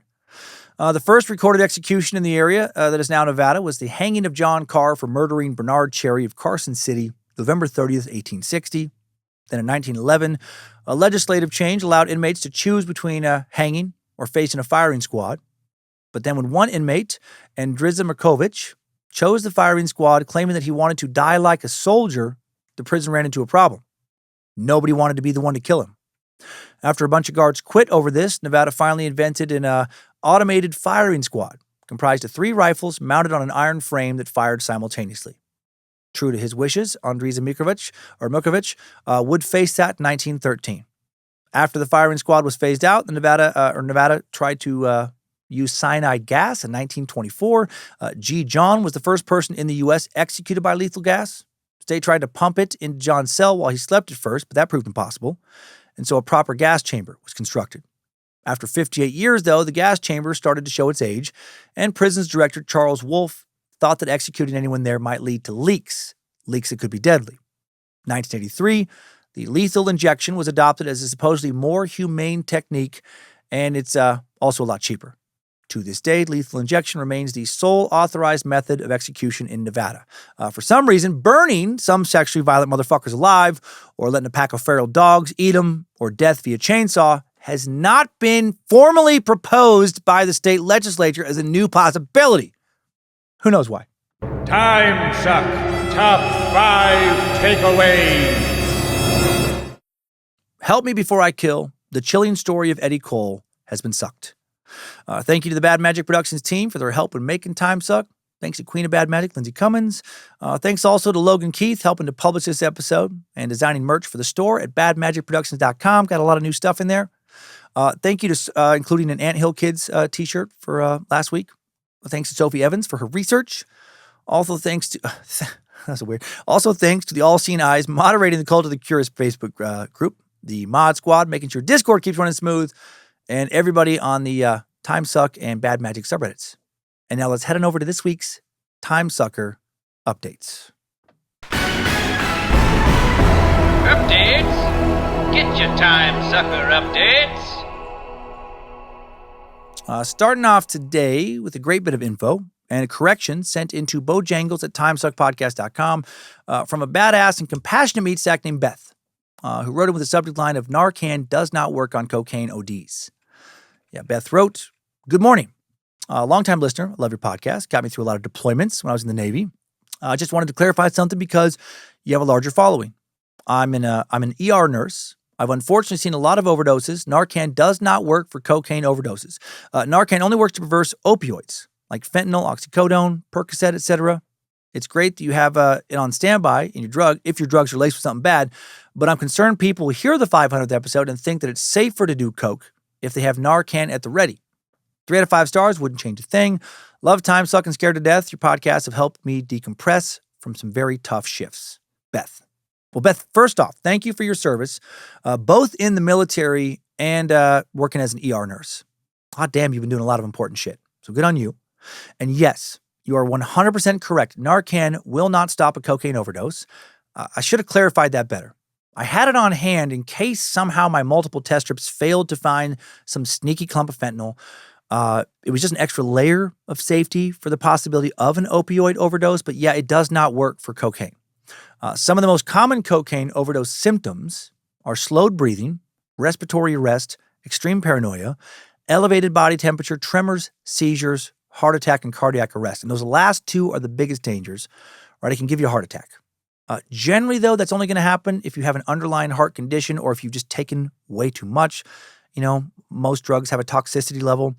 Just like too much alcohol can kill you. You can obviously snort too much cocaine. Most cocaine overdoses occur when you're taking it with alcohol or other drugs. But, not all. It is dangerous, of course, on its own. If you do start to experience problems with your heart, it's time for the ER. It's time to call emergency services. Maybe get an ambulance out. And while you wait, drink a lot of water. Get as hydrated as possible to help thin your blood and help cool and calm your body down. And I'm sure there's more to it. This is not, official advice. I'm not a doctor. But I'm just sharing a little bit of what I know. But also on this one, truly do your own research. Look into it if you're going to fuck around with that stuff. And thanks again for catching that, Beth. And now one more safety message from another safety-minded Carrie Meatsack, sent in with a subject line of episode 500 in the fentanyl epidemic. Chandler wrote, "Hey Dan, I wanted to reach out to you in regards to something you brought up in the beginning of the episode for episode 500. You mentioned that you procured, or somebody else procured, some Special K for you to use for the episode, and you tested it and it came back positive for fentanyl. First of all, I want to say I'm glad you were able to test it yourself and that you were aware that this was a resource you had access to because fentanyl is a scary, scary drug. I contacted Lindsay a while back about something like this. I'm not sure if she shared it with you. She did. But I had my best friend pass away because someone had laced her weed with fentanyl, and she was unaware. It was a devastating and heartbreaking experience. I grieve for her every day, even 2.5 years later. I miss her dearly and wish I could have done something about it. Now, I know your stance on drugs is pretty mellow, and you believe everything has its place or benefits, but in all honesty, I cannot see any sort of benefit to it. I understand that it is used as a pain relief medication in severe cases, but it seems to me that there's a lot of other opioids out there already. The epidemic of laced drugs in this country is, in my opinion, way out of hand. Fentanyl is a huge contributing factor. Yes, it is. It's so fucking strong. That being said, I obviously cannot do anything about this myself, but I can ask you if you might be able to use your voice to at least share info about where you got those testers and if there are any places that do testing for free or for a low price. My friend that passed on was on a disability/fixed income. She could not afford much, even if she was aware it was something she could do to begin with, or even if she was aware. I know this may seem like a selfish ask, but I don't want anyone else to have to suffer that kind of loss if I can help it, even the slightest bit. Thanks for everything you do to help educate us on these things. Thanks for all the laughs you provide in hard times. Best regards, Chandler." Well, Chandler, to start, I'm so sorry for your loss. Man, losing a friend, especially like that, is so devastating.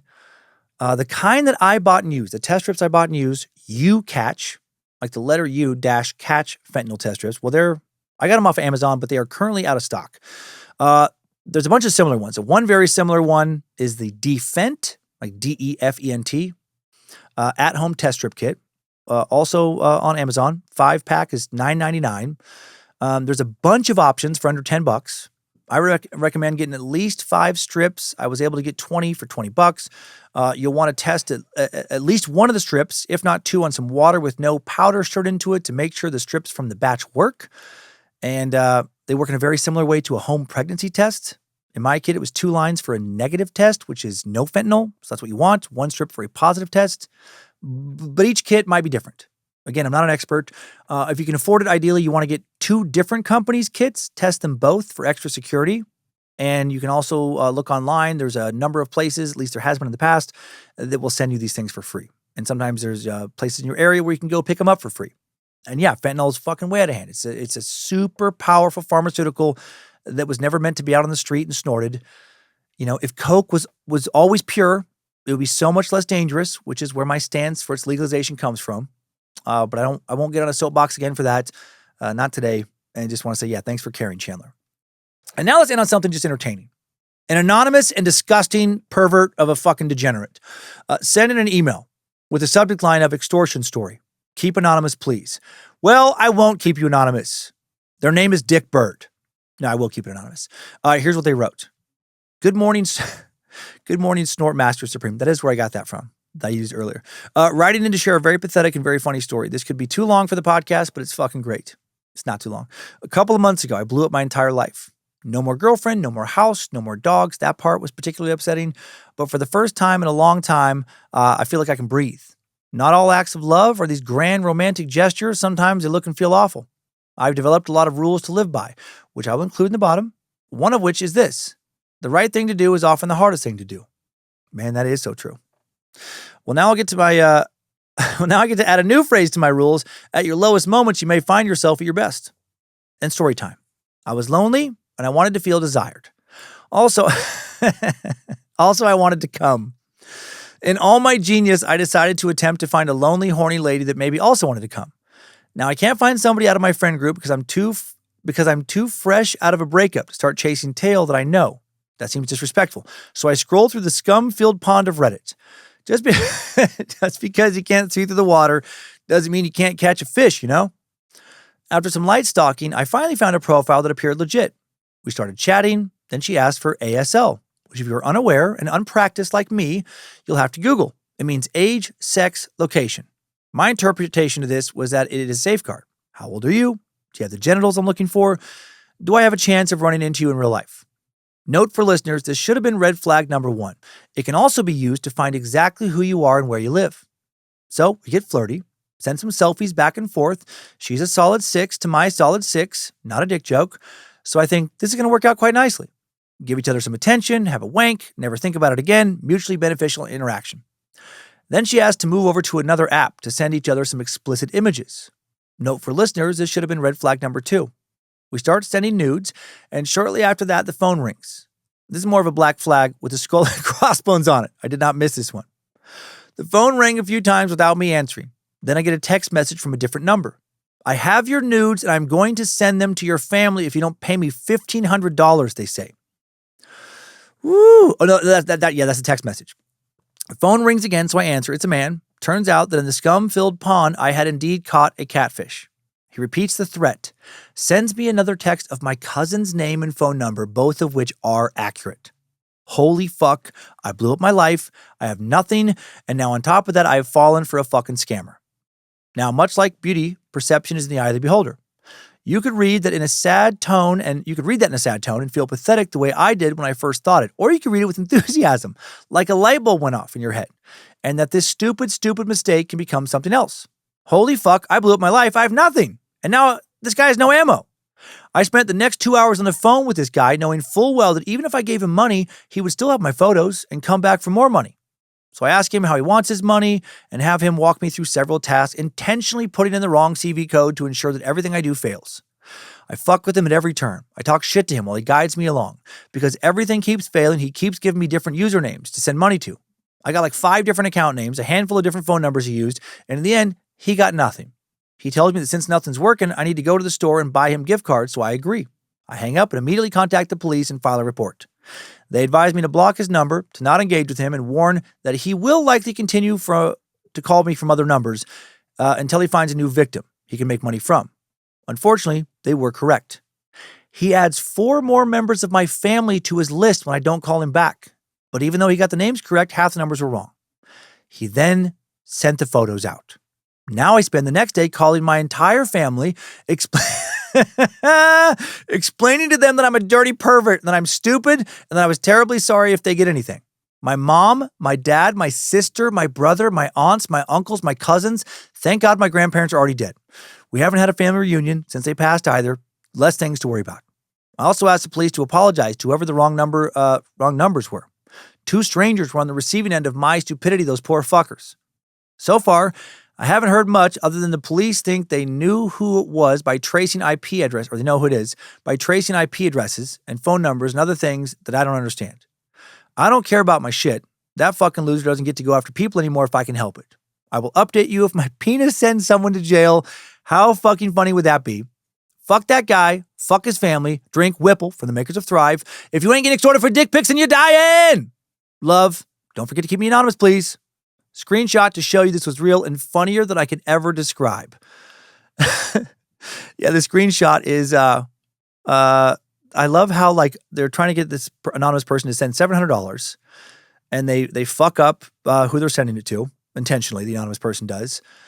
But when the person requested it, the scammer, under the line 4, they put, the anonymous person, when they went under the line 4 in that little box, they wrote blackmail. And then this person texted them, the scammer, why did you add blackmail? Are you crazy? And then he wrote, because that's what it's for. And then they put, don't write it. Don't piss me off, dude. And then he wrote, I don't know the rules. Dude, what the fuck else would I write? Okay, hold. They put, and then here's the golden rules to live by from Anonymous. 1, only ever break one rule at a time. 2, know who is in the room. 3, let it die quietly. 4, the hardest thing to do is often the right thing to do. And 5, at your lowest moments, you may find yourself at your best. Oh my God, Anonymous. What doesn't kill you makes you stronger, right? Maybe that's another rule. Oh, you survived. Your whole family has seen you holding your hard dick, I'm guessing. I'm assuming it was hard, and you're holding it. And you're still here, and you're able to laugh. I love it. Kind of makes me want to send a picture of my hard dick to my parents and some other family members without being extorted, just to terrorize them. Great job not giving in and sending them money, because you're right. They would have just kept asking for more money, and they would have, in the end, probably just sent those pics anyway. Fucking scum, man. Extorters like that, pure scum. Try and take some solace in knowing that this dude's life is almost certainly an Eddie Cole level of a dumpster fire. I don't think any happy, well-adjusted, stable human beings are doing this for a living.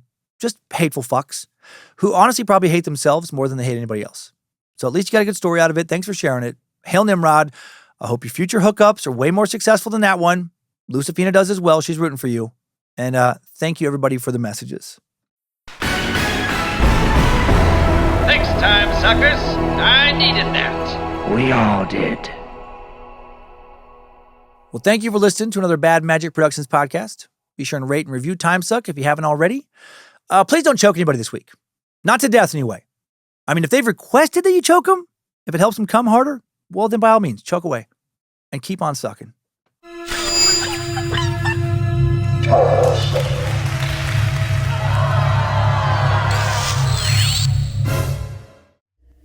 Bad Magic Productions.